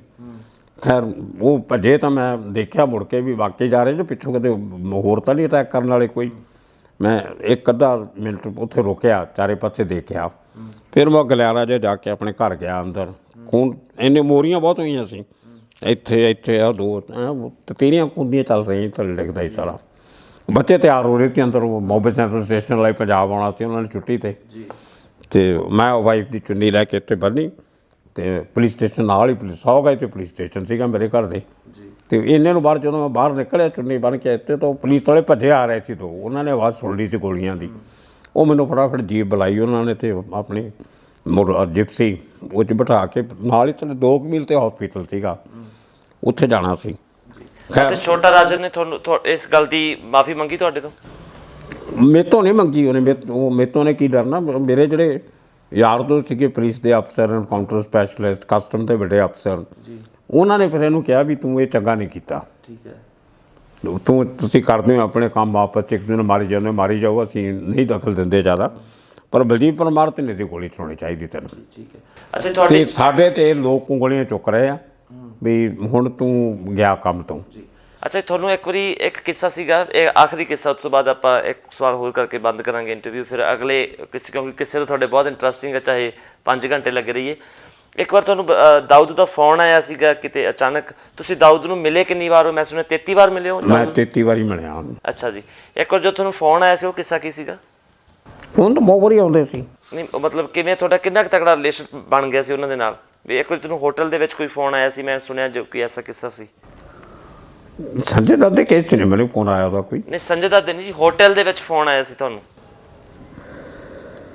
ਹਾਂ ਉਹ ਨਹੀਂ, ਅੱਛਾ ਉਹ ਮੈਂ ਦੁਬਈ ਦੇ ਹੋਟਲ 'ਚ ਆਇਆ ਸੀ ਉਹ। ਅੱਛਾ, ਦੱਸਿਓ। ਮੈਂ ਲੰਡਨ ਤੋਂ ਦੁਬਈ ਆ ਰਿਹਾ ਸੀ ਵਾਪਸ, ਮੈਂ ਦੁਬਈ ਪਹੁੰਚਿਆ, ਉਹ ਪਹਿਲੀ ਮੀਟਿੰਗ ਹੋਈ ਮੇਰੇ ਨਾਲ ਉੱਥੇ ਦੁਬਈ 'ਚ। ਅਤੇ ਇੱਥੇ ਤਾਂ ਸਾਡਾ ਮਿਲਣਾ ਹੋਇਆ ਨਹੀਂ, ਭੱਜ ਨਾਲ 'ਚ ਜਦੋਂ ਭੱਜ ਗਿਆ ਤਾਂ ਦੁਬਈ। ਉਹ ਐਕਚੁਅਲੀ ਉਹ ਮੈਨੂੰ ਮਿਲਣਾ ਚਾਹੁੰਦਾ ਸੀ, ਮੈਂ ਉਹਨੂੰ ਮਿਲਣਾ ਚਾਹੁੰਦਾ ਸੀ। ਅੱਛਾ। ਉਹਦੇ ਜਿਹੜੇ ਕਰੀਬੀ ਲੋਕ ਬੰਬੇ ਸੀਗੇ, ਉਹ ਇੱਥੇ ਜੋ ਬਦਮਾਸ਼ੀਆਂ ਕਰਦੇ ਸੀ, ਮੈਂ ਆਪਣੀ ਰਿਪੋਰਟ 'ਚ ਲਿਖਦਾ ਸੀ। ਉਹ ਇੱਕ ਸ਼ੈਟੀ ਬ੍ਰਦਰ ਸੀਗੇ, ਜੋਗੇਸ਼ਵਰੀ ਦੇ, ਪ੍ਰਕਾਸ਼ ਸ਼ੈਟੀ, ਪ੍ਰਭਾਕਰ ਸ਼ੈਟੀ, ਉਹਨਾਂ ਨੇ ਇੱਕ ਤਬੇਲੇ ਨੂੰ ਅੱਗ ਲਾਤੀ ਸੀ, ਮੱਝਾਂ ਗਾਈਆਂ ਸੜੀਆਂ ਵਿਚਾਰੀਆਂ, ਜਾਨਵਰ ਕੁਝ 50 ਸੜ ਗਾਈਆਂ ਮੱਝਾਂ ਸੜ ਗਈਆਂ ਸੀ। ਅਤੇ ਉਹ ਜਿਹੜਾ ਉਹਦਾ ਚਲਾਉਂਦਾ ਸੀ ਰੈਕਟ ਬਦਮਾਸ਼ ਸੀ ਜਿਹੜਾ, ਉਹ ਮੇਰੇ ਲਿਖਣ ਕਰਕੇ ਉਹਦੇ 'ਤੇ ਐਕਸ਼ਨ ਬਹੁਤ ਹੋ ਗਿਆ। ਉਸ ਮਾਰੇ 'ਚ ਕੋਈ ਸਖਤ ਜਿਹਾ ਕਾਨੂੰਨ ਹੁੰਦਾ ਸੀ ਕੋਈ ਬਦਮਾਸ਼ਾਂ ਦਾ, ਉਹਦੇ ਅੰਡਰ ਅਰੈਸਟ ਕਰ ਲਿਆ ਸੀ ਉਹਨੂੰ। ਅਤੇ ਉਹਨਾਂ ਦੀ ਬਿਲਡਿੰਗਾਂ ਬੁੱਲਾਂ ਦੇ ਕੰਮ ਰੁਕ ਗਏ ਸਾਰੇ। ਉਹਨਾਂ ਨੇ ਦਾਊਦ ਨੂੰ, ਉਹਨਾਂ ਦਾ ਜਿਹੜਾ ਬਹੁਤ ਸੀਗਾ ਸ਼ਰਦ ਸ਼ੈਟੀ, ਉਹ ਦੁਬਈ ਰਹਿੰਦਾ ਸੀ, ਉਹ ਦਾਊਦ ਦਾ ਯਾਰ ਸੀ। ਉਹ ਡਰੱਗ ਸਮਗਲਰ ਸੀ ਬਹੁਤ ਵੱਡਾ, 5 ਸਟਾਰ ਹੋਟਲ ਵੀ ਸੀ ਉਹਦਾ ਉੱਥੇ ਇੱਕ। ਉਹਨੇ ਦਾਊਦ ਨਾਲ ਗੱਲ ਕੀਤੀ ਵੀ ਉਹ ਜਿਹੜਾ ਕਰੀਮ ਲਾਲਾ ਦਾ ਉਹ ਸਮਦ ਦਾ ਦੂਜਾ ਭਰਾ ਵੀ ਮੇਰਾ ਦੋਸਤ ਸੀ, ਉਹ ਸਾਰੀ ਫੈਮਿਲੀ ਜਾਣਦੀ ਸੀ ਵੀ ਉਹ ਤੁਹਾਡਾ ਦੋਸਤ ਹੈ ਅਤੇ ਬਲਜੀਤ ਪਰਮਾਰ ਉਹਦਾ ਦੋਸਤ ਹੈ, ਅਤੇ ਤੁਸੀਂ ਕਿਸੇ ਤਰ੍ਹਾਂ ਬੁਲਾ ਕੇ ਉਹਨੂੰ ਸਮਝਾਓ ਵੀ ਸਾਡਾ ਪਿੱਛਾ ਛੱਡੇ। ਇਸ ਕਰਕੇ ਦਾਊਦ ਕੋਲ ਉਹ ਪਹੁੰਚੇ ਸੀ ਜੀ। ਅਤੇ ਉਹ ਮੇਰੇ ਦੋਸਤ ਨੇ ਦਾਊਦ ਨੇ ਉਹਨੂੰ ਕਿਹਾ ਹੋਣਾ ਕਿਤੇ ਵੀ ਤੂੰ ਬਲਜੀਤ ਪਰਮਾਰ ਤੁਸੀਂ ਆਉਣਾ ਅਤੇ ਉਹਨੂੰ ਕਿਤੇ ਮੇਰੇ ਕੋਲ ਲੈ ਕੇ ਆਈ। ਉਹ ਹੁਣ ਮੇਰਾ ਦੋਸਤ ਮੈਨੂੰ ਕਹਿਣੋਂ ਡਰੇ ਵੀ ਮੇਰੇ ਨਾਲ ਦਾਊਦ ਕੋਲੇ ਚੱਲ, ਸ਼ਾਇਦ ਮੈਨੂੰ ਕਹਿੰਦਾ ਮੈਂ ਨਾ ਜਾਂਦਾ। ਅਤੇ ਉਹ ਲੰਡਨ ਰੁਕ ਗਿਆ ਅਤੇ ਮੈਨੂੰ ਜਹਾਜ਼ ਬਿਠਾਤਾ ਉਹਨੇ ਆ ਕੇ। ਅਤੇ ਉਹ ਦੁਬਈ 1.5 ਦਿਨ ਮੈਂ ਰੁਕਣਾ ਸੀ। ਕੋਈ 에ਅਰਲਾਈਨ ਤਾਂ ਸਕੀਮ ਹੁੰਦੀ ਸੀ ਤੁਹਾਨੂੰ 1.5 ਦਿਨ ਫਰੀ 'ਚ ਦੁਬਈ ਰੱਖਦੇ ਸੀ, ਹੋਟਲ ਵੀ 에ਅਰਲਾਈਨ ਦਿੰਦੀ ਸੀ, ਖਾਣਾ ਖੂਣਾ ਖਰਚਾ ਸਾਰਾ ਉਹਨਾਂ ਦਾ। ਅਤੇ 1.5 ਦਿਨ ਤੁਸੀਂ ਆਪਣੀ ਸ਼ਾਪਿੰਗ ਕਰੋ ਅਤੇ ਤੁਹਾਡਾ ਆਪਣਾ ਖਰਚਾ ਨਹੀਂ ਕਰਕੇ ਵਾਪਸ ਆ ਜਾਓ ਦੂਜੀ ਫਲਾਈਟ ਲੈ। ਅਤੇ ਮੈਂ ਜਦੋਂ ਉਤਰਿਆ ਹੋਟਲ 'ਚ, ਮੈਂ ਬਾਥਰੂਮ ਗਿਆ ਅਤੇ ਮੈਂ ਥੋੜ੍ਹੇ ਫਰੈਸ਼ ਹੋਣ ਲਈ ਬਾਥਰੂਮ 'ਚ ਗਿਆ ਤਾਂ ਫੋਨ ਅੰਦਰੋਂ ਉੱਥੇ ਉਹ ਤੋਂ ਬਾਥਰੂਮ 'ਚ ਕੰਧ ਨਾਲ ਫੋਨ ਲਮਕਾਇਆ ਹੁੰਦਾ ਸੀ, ਕੋਈ ਅੰਦਰ ਰੂਮ ਵਾਲੇ ਉਹਦਾ ਕਨੈਕਸ਼ਨ ਬਾਥਰੂਮ 'ਚ ਵੀ ਹੁੰਦਾ ਸੀ। ਮੈਂ ਫੋਨ ਚੱਕਿਆ, ਮੈਂ ਹੈਲੋ, ਕਹਿੰਦੇ ਮੈਂ ਬੋਲ ਰਹਾ ਹੂੰ, दाऊद बोल रहा हूँ जी। तो आप पहुँच गए राजी खुशी, कोई तकलीफ़ तो नहीं हुई? मैं जी नहीं, मैं आप कब तक रेडी हो जाएंगे? मैं कि मैं मेरे को आधा घंटा लगेगा जी, उस बाद मैं रेडी हूँ जी। तो कहना मेरा आदमी आ रहा है, कहना मेरा आदमी आ रहा है वो आपको लेके आ जाएगा मेरे पास, अब रेडी हो जाओ, आधे घंटे में आ रहा है। मैं ठीक है। मैं बड़ा हैरान, मैं क्या मैनू आए नूं अजे 10 मिनट भी नहीं होए ਇਹ ਬੰਦੇ ਨੇ ਮੇਰਾ ਹੋਟਲ ਵੀ ਲੱਭ ਲਿਆ, ਕਮਰਾ ਨੰਬਰ ਵੀ ਲੱਭ ਲਿਆ, ਰੂਮ ਨੰਬਰ ਨੂੰ ਫੋਨ ਵੀ ਕਰਤਾ। ਉਹ ਨੈਟਵਰਕਿੰਗ ਉਹਨੂੰ ਮੇਰੇ ਦੋਸਤ ਨੇ ਖਾਲੀ ਫਲਾਈਟ ਨੰਬਰ ਦੇ ਤਾ ਉਹਨੂੰ ਵੀ ਅੱਜ ਫਲਾਈਟ 'ਤੇ ਆ ਰਿਹਾ। ਉਹਨੇ 에ਅਰਲਾਈਨ ਨੂੰ ਫੋਨ ਕਰਕੇ ਪੁੱਛ ਲਿਆ ਹੋਣਾ ਵੀ ਇਹ ਫਲਾਈਟ 'ਤੇ ਜਿਹੜਾ ਪੈਸੇਂਜਰ ਸੀ ਆ ਨਾਂ ਦਾ ਕਿਹੜੇ ਹੋਟਲ 'ਚ ਰੱਖਿਆ। ਉਹਨਾਂ ਨੂੰ ਕਹਿ ਉਹਦਾ ਆਪਣਾ ਨੈਟਵਰਕਿੰਗ। ਅੱਧੇ ਘੰਟੇ ਬਾਅਦ ਉਹਦਾ ਡਰਾਈਵਰ ਆ ਗਿਆ, ਮੈਨੂੰ ਕਾਰ 'ਚ ਬਿਠਾ ਕੇ ਉਹਨੇ ਕੁਝ ਸੈਟੇਲਾਈਟ ਫੋਨ ਆਏ ਸੀ ਉਦੋਂ। ਉਹ ਕਾਰ ਦੇ ਅਗਲੀਆਂ ਸੀਟਾਂ ਦੇ ਵਿਚਾਲੇ ਡੱਬਾ ਜਿਹਾ ਵੱਡਾ ਸਾਰਾ ਅਤੇ ਐਡਾ ਸਾਰਾ ਸੈੱਟ ਹੁੰਦਾ ਸੀ ਉਦੋਂ ਸੈਟੇਲਾਈਟ ਫੋਨ। ਉਹ ਉਹਨੇ ਕੀਤਾ ਦਾਊਦ ਨੂੰ, ਕਹਿੰਦਾ ਭਾਈ मेरे गेस्ट को बैठा लिया गाड़ी में, 18 मिनट पे आ रहे हैं। अच्छा मैं घड़ी देखी, मैं कि 18 मिनट का की मतलब है, 20-25 मिनट आ रहे हैं, 18 मिनट का की मतलब है। ਉਹਦਾ ਮਤਲਬ ਇਹ ਸੀ ਬਾਅਦ ਵਿੱਚ ਪੁੱਛਿਆ ਵੀ ਜਿਹੜਾ ਕੋਈ ਕੰਮ ਕਰ ਰਿਹਾ ਹੋਵੇ ਦਾਊਦ, ਕਿਸੇ ਨਾਲ ਮੀਟਿੰਗ ਹੋਵੇ ਕੁਛ ਹੋਵੇ, ਅਬਰਪਟਲੀ ਤਾਂ ਖਤਮ ਕਰ ਨਹੀਂ ਸਕਦੇ ਵੀ ਤੂੰ ਉਨੇ ਮਿੰਟਾਂ 'ਚ ਆਪਣਾ ਕੰਮ ਖਤਮ ਕਰ ਲਈ, ਮੈਂ ਇੰਨੇ ਟਾਈਮ 'ਚ ਆ ਜਾਣਾ। ਠੀਕ ਹੈ ਵੀ ਇਹਨੂੰ ਵੇਟ ਨਾ ਕਰਨਾ ਪਵੇ ਬੰਦੇ ਨੂੰ। ਉਹਨਾਂ ਦਾ ਸਿਸਟਮ ਆਪਸ 'ਚ। ਅਤੇ ਵਾਕਈ ਜਦੋਂ ਮੈਂ ਦਾਊਦ ਦੇ ਆਫਿਸ ਦਰਵਾਜ਼ੇ 'ਤੇ ਪਹੁੰਚੇ ਅਸੀਂ 17 ਮਿੰਟ ਹੋਏ ਸੀ। ਅੱਛਾ 18ਵੇਂ ਮਿੰਟ ਮੈਂ ਦਾਊਦ ਦੇ ਕਮਰੇ ਸੀਗਾ ਅੰਦਰ ਕੈਬਨ 'ਚ। ਅੱਛਾ ਠੀਕ ਹੈ। ਇਹ ਉਹਨਾਂ ਦੀ ਐਵੇਂ ਤਾਂ ਨਹੀਂ ਡਾਊਨ ਬਣਦੇ। ਬਿਲਕੁਲ ਬਿਲਕੁਲ ਜੀ, ਬਹੁਤ ਮਤਲਬ ਤੁਸੀਂ ਬੜੀਆਂ ਕਮਾਲ ਦੀਆਂ ਗੱਲਾਂ ਇਹਨਾਂ ਤੋਂ ਸੁਣੀਆਂ। ਅੱਛਾ ਇੱਕ ਵੱਖਰਾ ਜਿਹਾ ਸਵਾਲ ਹੈ ਇਹਦੇ ਤੋਂ, ਪੰਜਾਬ ਦੇ ਵਿੱਚ ਵੀ ਤੁਸੀਂ ਜੇ ਇਹੋ ਜਿਹੀਆਂ ਚੀਜ਼ਾਂ ਦੇ ਵਿੱਚ ਹੰਢਾਏ ਨਿਕਲੇ ਹੋ ਅੰਡਰਵਰਲਡ ਦੇ ਵਿੱਚੋਂ, ਜਾਂ ਉੱਥੋਂ ਦੇ ਪੁਲਿਸ ਦੇ ਰੋਲ ਨੂੰ ਤੁਸੀਂ ਦੇਖਿਆ ਵੀ ਮਹਾਰਾਸ਼ਟਰ ਦੀ ਪੁਲਿਸ ਕਿੱਦਾਂ ਸੀ, ਪੰਜਾਬ ਦੇ ਵਿੱਚ ਵੀ ਇੱਕ ਐਸਾ ਦੌਰ ਆਇਆ ਸੀਗਾ ਜਿਹਦੇ ਵਿੱਚ ਪੁਲਿਸ ਦਾ ਰੋਲ ਅਲੱਗ-ਅਲੱਗ ਰਿਹਾ। ਸੁਮੇਧ ਸੈਣੀ ਦੀ ਜੇ ਮੈਂ ਗੱਲ ਕਰਾਂ, ਜਿਹੜੇ ਡੀਜੀਪੀ ਇਸ ਟਾਈਮ ਉਹਨਾਂ ਦੇ ਬੜੇ ਵੱਡੇ ਇਲਜ਼ਾਮ ਲੱਗੇ ਨੇ, ਹੈ ਨਾ, ਵੀ ਉਹਨਾਂ ਨੇ ਮੁੰਡਿਆਂ ਨੂੰ ਮਾਰਿਆ ਜਾਂ ਕੀਤਾ, ਉਹਦੇ ਬਾਰੇ ਕੋਈ ਤੁਹਾਡੀ ਕੀ ਪ੍ਰਤੀਕਿਰਿਆ ਹੈ? ਡੀਜੀਪੀ ਸੁਮੇਧ ਸੈਣੀ ਸੱਚਮੁੱਚ ਇੱਕ ਦਰਿੰਦਾ ਸੀ ਜਿਵੇਂ ਲੋਕ ਕਹਿੰਦੇ ਹਨ? ਦੇਖੋ ਮੈਂ ਇੱਕ ਪਹਿਲਾਂ ਗੱਲ ਕੀਤੀ ਸੀ, ਜਦੋਂ ਬੰਬਈ 'ਚ ਉਹਨਾਂ ਨੇ ਤਬੇਲਾ ਸਾੜਿਆ ਮੱਝਾਂ ਗਾਈਆਂ ਦਾ, ਉਹਦੇ ਨਾਲੋਂ ਵੀ ਖਤਰਨਾਕ ਹਰਕਤ ਸੈਣੀ ਨੇ ਕੀਤੀ ਹੋਈ ਹੈ। ਅੱਛਾ ਇੱਕ 4 ਬੰਦਿਆਂ ਦੀ ਫੈਮਿਲੀ ਮਾਰੂਤੀ ਕਾਰ 'ਚ ਵਿਚਾਰੇ ਜਾ ਰਹੇ, ਤੁਸੀਂ ਉਹਨੂੰ ਕਿਡਨੈਪ ਕਰਦੇ ਆ ਪੁਲਿਸ ਵਾਲੇ, ਔਰ ਸਣੇ ਕਾਰ ਉਹਨਾਂ ਨੂੰ ਮੰਡੀ ਗੋਬਿੰਦਗੜ੍ਹ ਦੀ ਇੱਕ ਫੈਕਟਰੀ ਦੇ ਫਰਨੈਸ ਭੱਠੀ ਜਿਹੜੀ ਜਿਸ ਲੋਹਾ ਔਰ ਸਟੀਲ ਪਿਘਲਾਇਆ ਜਾਂਦਾ ਹਜ਼ਾਰਾਂ ਡਿਗਰੀ ਟੈਂਪਰੇਚਰ ਕ੍ਰੀਏਟ ਕਰਕੇ, ਉਹ ਲਾਲ ਅੱਗ ਹੁੰਦੀ ਹੈ ਸਾਰੀ, ਉਹ ਸਣੇ ਗੱਡੀ ਦੇ ਤੁਸੀਂ 4 ਬੰਦੇ ਸਿੱਟ ਦਿੰਦੇ ਹੋ। ਇਹ ਸੁਮੇਧ ਸੈਣੀ ਨੇ ਕੀਤਾ ਜੀ ਕੰਮ। ਇਹ ਇੱਕ ਵਨ ਆਫ ਦਾ ਐਲੀਗੇਸ਼ਨ ਹੈ ਸੈਣੀ ਦੇ ਖਿਲਾਫ। ਹੋਰਾਂ ਤੋਂ ਇਲਾਵਾ ਇਹ ਸਭ ਤੋਂ ਵੱਡੀ ਐਲੀਗੇਸ਼ਨ ਹੈ। ਉਹ ਪਰਿਵਾਰ ਅੱਜ ਤੱਕ ਲੱਭਣਾ ਕਿੱਥੋਂ ਪਰਿਵਾਰ? ਨਾ ਕਾਰ ਲੱਭੀ, ਨਾ 4 ਬੰਦੇ ਲੱਭੇ। ਉਹ ਤਾਂ ਰਾਹ ਇਹ ਬਹੁਤ ਵੱਡੀ ਐਲੀਗੇਸ਼ਨ। ਔਰ ਸ਼ਾਇਦ ਹੁਣ ਜਿਹੜੇ ਕੋਰਟ 'ਚ ਕੇਸ ਚੱਲਦੇ ਆ ਉਹਨਾਂ 'ਚ ਇਹਦਾ ਜ਼ਿਕਰ ਹੈਗਾ, ਅਤੇ ਹੈਗਾ ਕੋਰਟ 'ਚ ਹੁਣ ਹੋਇਆ ਸੀ, ਮੈਂ ਪੜ੍ਹਿਆ ਅਖਬਾਰਾਂ 'ਚ। ਉਹਦੇ ਜਿਹੜਾ ਵਕੀਲ ਲੜ ਰਿਹਾ ਕੇਸ, ਉਹ ਵਿਰਕ ਸਾਹਿਬ ਦਾ ਬੇਟਾ ਪ੍ਰਦੀਪ ਬਾਵਾ, ਉਹ ਜਿਹੜੀ ਇੰਟਰਵਿਊ ਉਹਦੀ ਹੁੰਦੀ ਹੈ ਮੈਨੂੰ ਭੇਜਦਾ ਹੁੰਦਾ ਕਾਪੀ ਹੁੰਦੀ, ਮੈਂ ਉਹ ਸੁਣਿਆ। ਮਤਲਬ ਉਹ ਇਕੱਲਾ ਨਹੀਂ, ਇਹੋ ਜਿਹੇ ਉਹਨੇ ਮਤਲਬ ਘੱਟੋ ਘੱਟ 35-40 ਕੇਸ ਐਸੇ ਆ, ਮੁਲਤਾਨੀ ਵਾਲੇ ਕੇਸ ਸਣੇ, ਜਿੱਥੇ ਮਤੇ ਅਰੈਸਟ ਤਾਂ ਹੋਏ ਆ ਪਰ ਉਦੋਂ ਬਾਅਦ ਗੁੱਲ ਹੋ ਗਏ। ਕਿੱਥੇ ਗਿਆ ਅੱਜ ਤੱਕ ਨਹੀਂ ਪਤਾ। ਨਾ ਉਹਨਾਂ ਦੀ ਕਿਤੇ ਲਾਸ਼ ਲੱਭੀ ਹੈ, ਨਾ ਉਹਨਾਂ ਦੇ ਕੱਪੜੇ ਲੱਭੇ ਅੱਜ ਤੱਕ, ਨਾ ਕੋਈ ਹੋਰ ਕੋਈ ਇਹੋ ਜਿਹਾ ਕਲੂ ਮਿਲਿਆ ਵੀ ਕਿੱਥੇ ਚਲੇ ਗਏ। ਉਹ ਸੁਮੇਧ ਸੈਣੀ ਕਿਹੜੇ ਅਹੁਦੇ 'ਤੇ ਸੀਗੇ ਜੀ? ਇਹ SSP ਤੋਂ ਲੈ ਕੇ ਇਹਨੇ ਸ਼ੁਰੂ ਕੀਤਾ। ਜਦੋਂ SSP ਚੰਡੀਗੜ੍ਹ ਹੁੰਦਾ ਸੀ ਇਹ ਡੈਪੂਟੇਸ਼ਨ 'ਤੇ, ਉਦੋਂ ਚੰਡੀਗੜ੍ਹ ਪੰਜਾਬ ਤੋਂ ਇੱਕ ਅੱਧਾ ਆਫਿਸਰ ਡੈਪੂਟੇਸ਼ਨ ਜਾਂਦਾ ਹੁੰਦਾ। ਇਹਦਾ ਅਟੈਕ ਹੋਇਆ ਸੀ ਇੱਥੇ। ਉਸ ਅਟੈਕ 'ਚ ਇਹਦਾ ਇੱਕ ਕਾਂਸਟੇਬਲ ਮਾਰਿਆ ਗਿਆ ਸੀ, ਡਰਾਈਵਰ ਮਾਰਿਆ ਗਿਆ ਸੀ, ਅਤੇ ਆਪ ਬਚ ਗਿਆ ਸੀ ਇਹ। ਉਹਦਾ ਬਦਲਾ ਲੈਣ ਲਈ ਇਸ ਬੰਦੇ ਨੇ, ਫਿਰ ਜਿਨ੍ਹਾਂ ਨੇ ਮੇਰੇ 'ਤੇ ਅਟੈਕ ਕੀਤਾ, ਉਹ ਬਦਲਾ ਲੈਣ ਦੀ ਭਾਵਨਾ ਜਿਹੜੀ ਹੈ ਨਾ, ਉਹ ਕ੍ਰਿਮੀਨਲਸ ਹੁੰਦੀ ਹੈ, ਸਰਕਾਰੀ ਮੁਲਾਜ਼ਮਾਂ 'ਚ ਨਹੀਂ ਹੁੰਦੀ। ਸਰਕਾਰੀ ਮੁਲਾਜ਼ਮ ਜਿਹੜਾ ਉਹ ਕਾਨੂੰਨ ਨਾਲ ਕੰਮ ਕਰਦਾ। ਸਰਕਾਰੀ ਮੁਲਾਜ਼ਮ ਲਈ ਇੱਕ ਮਰਡਰ ਜਿਹੜਾ ਉਹ ਦੈਟਸ ਐਨ ਓਫੈਂਸ ਹੈ। ਉਹ ਕ੍ਰਾਈਮ ਹੈ ਕਿ ਨਹੀਂ ਹੈ ਉਹ ਬਾਅਦ 'ਚ ਪਤਾ ਲੱਗਦਾ। ਓਫੈਂਸ ਹੈ, ਜੇ ਪ੍ਰੂਵ ਹੋ ਗਿਆ ਤਾਂ ਕ੍ਰਾਈਮ ਹੈ, ਜੇ ਬੰਦਾ ਛੁੱਟ ਗਿਆ ਪ੍ਰੂਵ ਨਹੀਂ ਹੋਇਆ ਤਾਂ ਉਹ ਬੇਗੁਨਾਹ। ਓਫੈਂਸ ਹੈ। ਪਹਿਲਾਂ ਤਾਂ ਇੱਕ ਵਾਰਦਾਤ ਹੋਈ ਆ, ਉਹ ਵਾਰਦਾਤ ਨੂੰ ਤੁਸੀਂ ਕੋਰਟ 'ਚ ਕਚਹਿਰੀ 'ਚ ਜਾ ਕੇ ਸਿੱਧ ਕਰਨਾ ਕਿ ਇਹ ਵਾਕਈ ਵਾਰਦਾਤ ਹੈ, ਇਹ ਮਰਡਰ ਹੈ, ਜਾਂ ਇਹ ਬੰਦਾ ਬੇਕਸੂਰ ਹੈ ਜਿਹਨੂੰ ਅਸੀਂ ਫੜਿਆ। ਇਹ ਸੈਣੀ ਨੇ ਇਹੋ ਜਿਹਾ ਕੋਈ ਕੰਮ ਨਹੀਂ ਕੀਤਾ। ਤੁਸੀਂ ਜਦੋਂ ਇੱਕ ਰਿਸਪੋਂਸੀਬਲ ਪੁਲਿਸ ਆਫਿਸਰ ਹੋ, IPS ਆਫਿਸਰ ਹੋ, ਇਹ ਚੰਡੀਗੜ੍ਹ ਯੂਨੀਵਰਸਿਟੀ ਦਾ ਪੜ੍ਹਿਆ ਹੋਇਆ, ਮੇਰੇ ਕਈ ਜੂਨੀਅਰ ਜਿਹੜੇ ਇਹਦੇ ਕਲਾਸ ਫੈਲੋ ਰਹੇ ਆ, ਮੈਂ ਉਹਨੂੰ ਚੰਗੀ ਤਰ੍ਹਾਂ ਜਾਣਦਾ। 4-5 ਮੇਰੇ ਕਰੀਬੀ ਦੋਸਤਾਂ ਦਾ ਦੋਸਤ ਹੈ ਇਹ। ਮੈਂ ਥੋੜ੍ਹਾ ਸੀਨੀਅਰ 'ਚ, ਇਸ ਕਰਕੇ ਮੈਂ ਜ਼ਿਆਦਾ ਡੀਲ ਨਹੀਂ ਕੀਤਾ ਉਹਦੇ ਨਾਲ। ਇਸ ਬੰਦੇ ਨੇ ਕਾਨੂੰਨ ਛਿੱਕੇ ਤੇ ਟੰਗ ਕੇ ਇਹਨੇ ਅੰਡਰਵਰਲਡ ਦੇ ਜਿਹੜੇ ਬਦਮਾਸ਼ ਹੁੰਦੇ ਆ ਉਸ ਤਰ੍ਹਾਂ ਬਿਹੇਵ ਕੀਤਾ, ਜਿਹੜਾ ਇੱਕ ਯੂਨੀਫਾਰਮਡ ਆਫੀਸਰ ਨੂੰ ਨਹੀਂ ਕਰਨਾ ਚਾਹੀਦਾ। ਅੱਛਾ, ਮਤਲਬ ਔਰ ਇਹਨੇ ਫਿਰ ਇੰਨੀ ਦਹਿਸ਼ਤ ਨਾਲ ਬੰਦੇ ਮਾਰੇ ਆ, ਉਹਨਾਂ ਦੀਆਂ ਅੱਖਾਂ ਕੱਢੀਆਂ, ਉਹਨਾਂ ਦੇ ਨਹੁੰ ਖਿੱਚ ਖਿੱਚ ਕੇ ਤੋੜੇ ਆ, ਪੇਚਕਸ ਉਹਨਾਂ ਦੇ ਪ੍ਰਾਈਵੇਟ ਪਾਰਟ 'ਚ ਮਾਰੇ ਆ। ਆਪ ਮਾਰਦਾ ਹੁੰਦਾ ਸੀ ਬੰਦਾ, ਥੱਲੇ ਮਰਿਆ ਪਿਆ ਉਹਨਾਂ ਨੂੰ ਠੁੱਡੇ ਮਾਰਨੇ। ਮਤਲਬ ਇਹ ਇੱਕ ਜਿਹਨੂੰ ਕਹਿੰਦੇ ਨਾ ਗਿਰੀ ਹੋਈ ਆਤਮਾ, ਘਿਨਾਉਣਾ ਕੰਮ, ਔਰ ਕਸਾਈਆਂ ਵਾਲਾ ਤੁਹਾਡੀ ਜਿਹੜੀ ਅੰਦਰ ਤੁਹਾਡਾ ਅੰਤःਕਰਨ ਜਿਹੜਾ ਹੈ, ਤੁਹਾਡੀ ਇੰਦਰ ਕੌਨਸ਼ੀਅਸ ਜਿਹੜੀ ਆ ਉਹ ਕਸਾਈਆਂ ਵਰਗੀ ਹੋ ਗਈ ਹੈ। ਪਤਾ ਨਹੀਂ ਇਜਾਜ਼ਤ ਕਿਵੇਂ ਦਿੱਤੀ ਜਾਂਦੀ ਹੈ ਇੱਦਾਂ, ਬੁੱਚਰਾਂ ਵਾਲੀ, ਕਿਸ ਹੱਦ ਤੱਕ ਕੋਈ ਕਿਸੇ ਬੰਦੇ ਤੇ ਕਹਿਰ ਕਰ ਸਕਦਾ।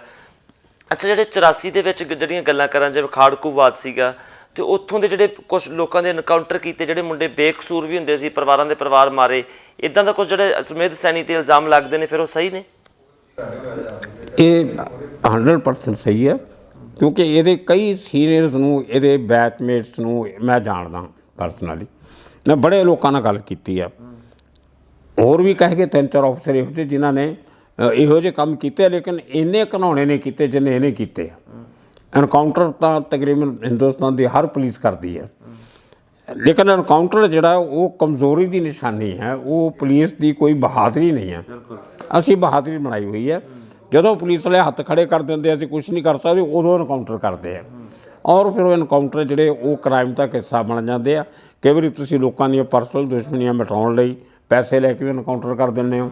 ਇੱਕ ਗੈਂਗ ਤੋਂ ਪੈਸੇ ਲੈ ਕੇ ਦੂਜੇ ਗੈਂਗ ਦਾ ਬੰਦਾ ਮਾਰਤਾ, ਇੱਕ ਡਰੱਗ ਸਮਗਲਰ ਤੋਂ ਪੈਸੇ ਲੈ ਕੇ ਦੂਜਾ ਡਰੱਗ ਸਮਗਲਰ ਮਾਰਤਾ। ਇਹ ਜਿਹੜਾ ਇਹ ਐਨਕਾਊਂਟਰ ਸਪੈਸ਼ਲਿਸਟ ਜਿਹੜੇ ਉਹ ਬਣ ਜਾਂਦੇ ਆ, ਉਹ ਕੰਟਰੈਕਟ ਕਿਲਰ ਹੋ ਜਾਂਦੇ ਆ, ਉਹ ਯੂਨੀਫਾਰਮ ਤੇ ਦਾਗ ਨੇ ਇੱਕ। ਤੇ ਮੈਂ ਇਸ ਕਰਕੇ ਕਹਿੰਦਾ ਹੁੰਦਾ ਕਿ ਸਾਨੂੰ ਪ੍ਰੈਸ 'ਚ ਔਰ ਲੋਕਾਂ 'ਚ ਇੱਕ ਐਸੀ ਮੂਵਮੈਂਟ ਚੱਲਣੀ ਚਾਹੀਦੀ ਆ ਕਿ ਸੈਣੀ ਵਰਗੇ ਬੰਦਿਆਂ ਦੇ ਖਿਲਾਫ ਇੱਕ ਸੋਸ਼ਲ ਪ੍ਰੈਸ਼ਰ ਬਣੇ, ਲੀਗਲ ਕਾਰਵਾਈ ਚੱਲਦੀ ਰਹੂਗੀ। ਇੱਕ ਸਮਾਜ ਵੱਲੋਂ ਇੱਕ ਐਸਾ ਪ੍ਰੈਸ਼ਰ ਕ੍ਰੀਏਟ ਹੋਣਾ ਚਾਹੀਦਾ ਕਿ ਇਹਨਾਂ ਨੂੰ ਇਨਸਾਫ ਜਲਦੀ ਮਿਲੇ। ਬਹੁਤ ਸ਼ੁਕਰੀਆ ਜੀ, ਤੁਸੀਂ ਸਾਡੇ ਲਈ ਸਮਾਂ ਕੱਢਿਆ, ਬੜੀਆਂ ਕਮਾਲ ਦੀਆਂ ਗੱਲਾਂ ਤੁਸੀਂ ਦੱਸੀਆਂ, ਤੇ ਜਿਹੜੀ ਤੁਹਾਡੀ ਲਾਈਫ ਦੀ ਜਿਹੜੀ ਸਟੋਰੀ ਹੈ, ਜਿੰਨਾ ਕੁਛ ਤੁਸੀਂ ਹੰਢਾਇਆ, ਜਿੰਨਾ ਕੁਛ ਤੁਸੀਂ ਦੇਖਿਆ, ਤੇ ਉਹਨੂੰ ਕਿੰਨੀ ਸਿਆਣਪ ਦੇ ਨਾਲ ਤੁਸੀਂ ਗਏ, ਜਿਹੜਾ ਤੁਹਾਡੀ ਨਿਡਰਤਾ ਸੀਗੀ ਉਹਨਾਂ ਦੇ ਸਾਹਮਣੇ, ਤੇ ਐਡੇ ਡੌਨਸ ਦੇ ਸਾਹਮਣੇ, ਬਦਮਾਸ਼ਾਂ ਦੇ ਸਾਹਮਣੇ, ਉਹ ਵੀ ਉਹਦੇ ਤੋਂ ਹੀ ਬਹੁਤ ਕੁਝ ਸਿੱਖਣ ਵਾਲਾ।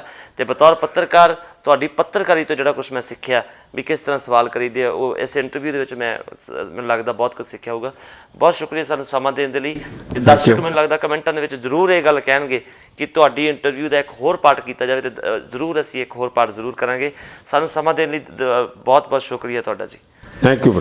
ਦੋਸਤੋ, ਇਹ ਸਨ ਪਰਮਾਰ ਸਾਹਿਬ, ਇਹਨਾਂ ਦੀ ਜ਼ਿੰਦਗੀਨਾਮਾ ਤੁਸੀਂ ਸੁਣਿਆ, ਤੇ ਮੈਂ ਲੂੰ ਕੰਡੇ ਖੜੇ ਹੋ ਜਾਂਦੇ, ਇੰਨੀਆਂ ਔਖੀਆਂ ਗੱਲਾਂ, ਇੰਨੀਆਂ ਮਤਲਬ ਜ਼ਿੰਦਗੀ ਦੇ ਇਹੋ ਜਿਹੇ ਔਖੇ ਪਲਾਂ ਦੇ ਵਿੱਚੋਂ ਇਹਨਾਂ ਨੇ ਜ਼ਿੰਦਗੀ ਗੁਜ਼ਾਰੀ ਹੈ, ਐਡੇ ਐਡੇ ਲੋਕਾਂ ਦੇ ਨਾਲ ਰਹੇ ਨੇ, ਤੇ ਕਿਸ ਤਰੀਕੇ ਦੇ ਨਾਲ ਬੜੀ ਸਿਆਣਪ ਦੇ ਨਾਲ, ਤੇ ਅੱਜ ਵੀ ਹਾਲਾਂਕਿ ਜਿਸ ਹਿਸਾਬ ਦੇ ਨਾਲ ਹਮਲੇ ਹੁੰਦੇ ਰਹੇ, ਜਿਸ ਹਿਸਾਬ ਦੇ ਨਾਲ ਕੰਮ ਕੀਤੇ, ਹੋ ਸਕਦਾ ਵੀ ਕੁਛ ਨਾ ਕੁਛ ਵੱਧ ਨੁਕਸਾਨ ਹੋ ਜਾਂਦਾ, ਪਰ ਅੱਜ ਵੀ ਸਿਹਤਯਾਬ ਤੰਦਰੁਸਤ ਇੱਥੇ ਬੈਠੇ ਨੇ, ਤੇ ਸਾਨੂੰ ਕਿੱਸੇ ਦੱਸ ਰਹੇ ਨੇ। ਤੇ ਇੱਕ ਇੰਟਰਵਿਊ ਜਲਦੀ ਇੱਕ ਇਹਨਾਂ ਨਾਲ ਹੋਰ ਲੈ ਕੇ ਤੁਹਾਡੇ ਸਾਹਮਣੇ ਹਾਜ਼ਰ ਹੋਵਾਂਗੇ, ਤੇ ਹੋਰ ਸ਼ਖਸੀਅਤਾਂ ਨਾਲ ਵੀ ਤੁਹਾਡੇ ਸਾਹਮਣੇ ਮਿਲਦੇ ਰਹਾਂਗੇ।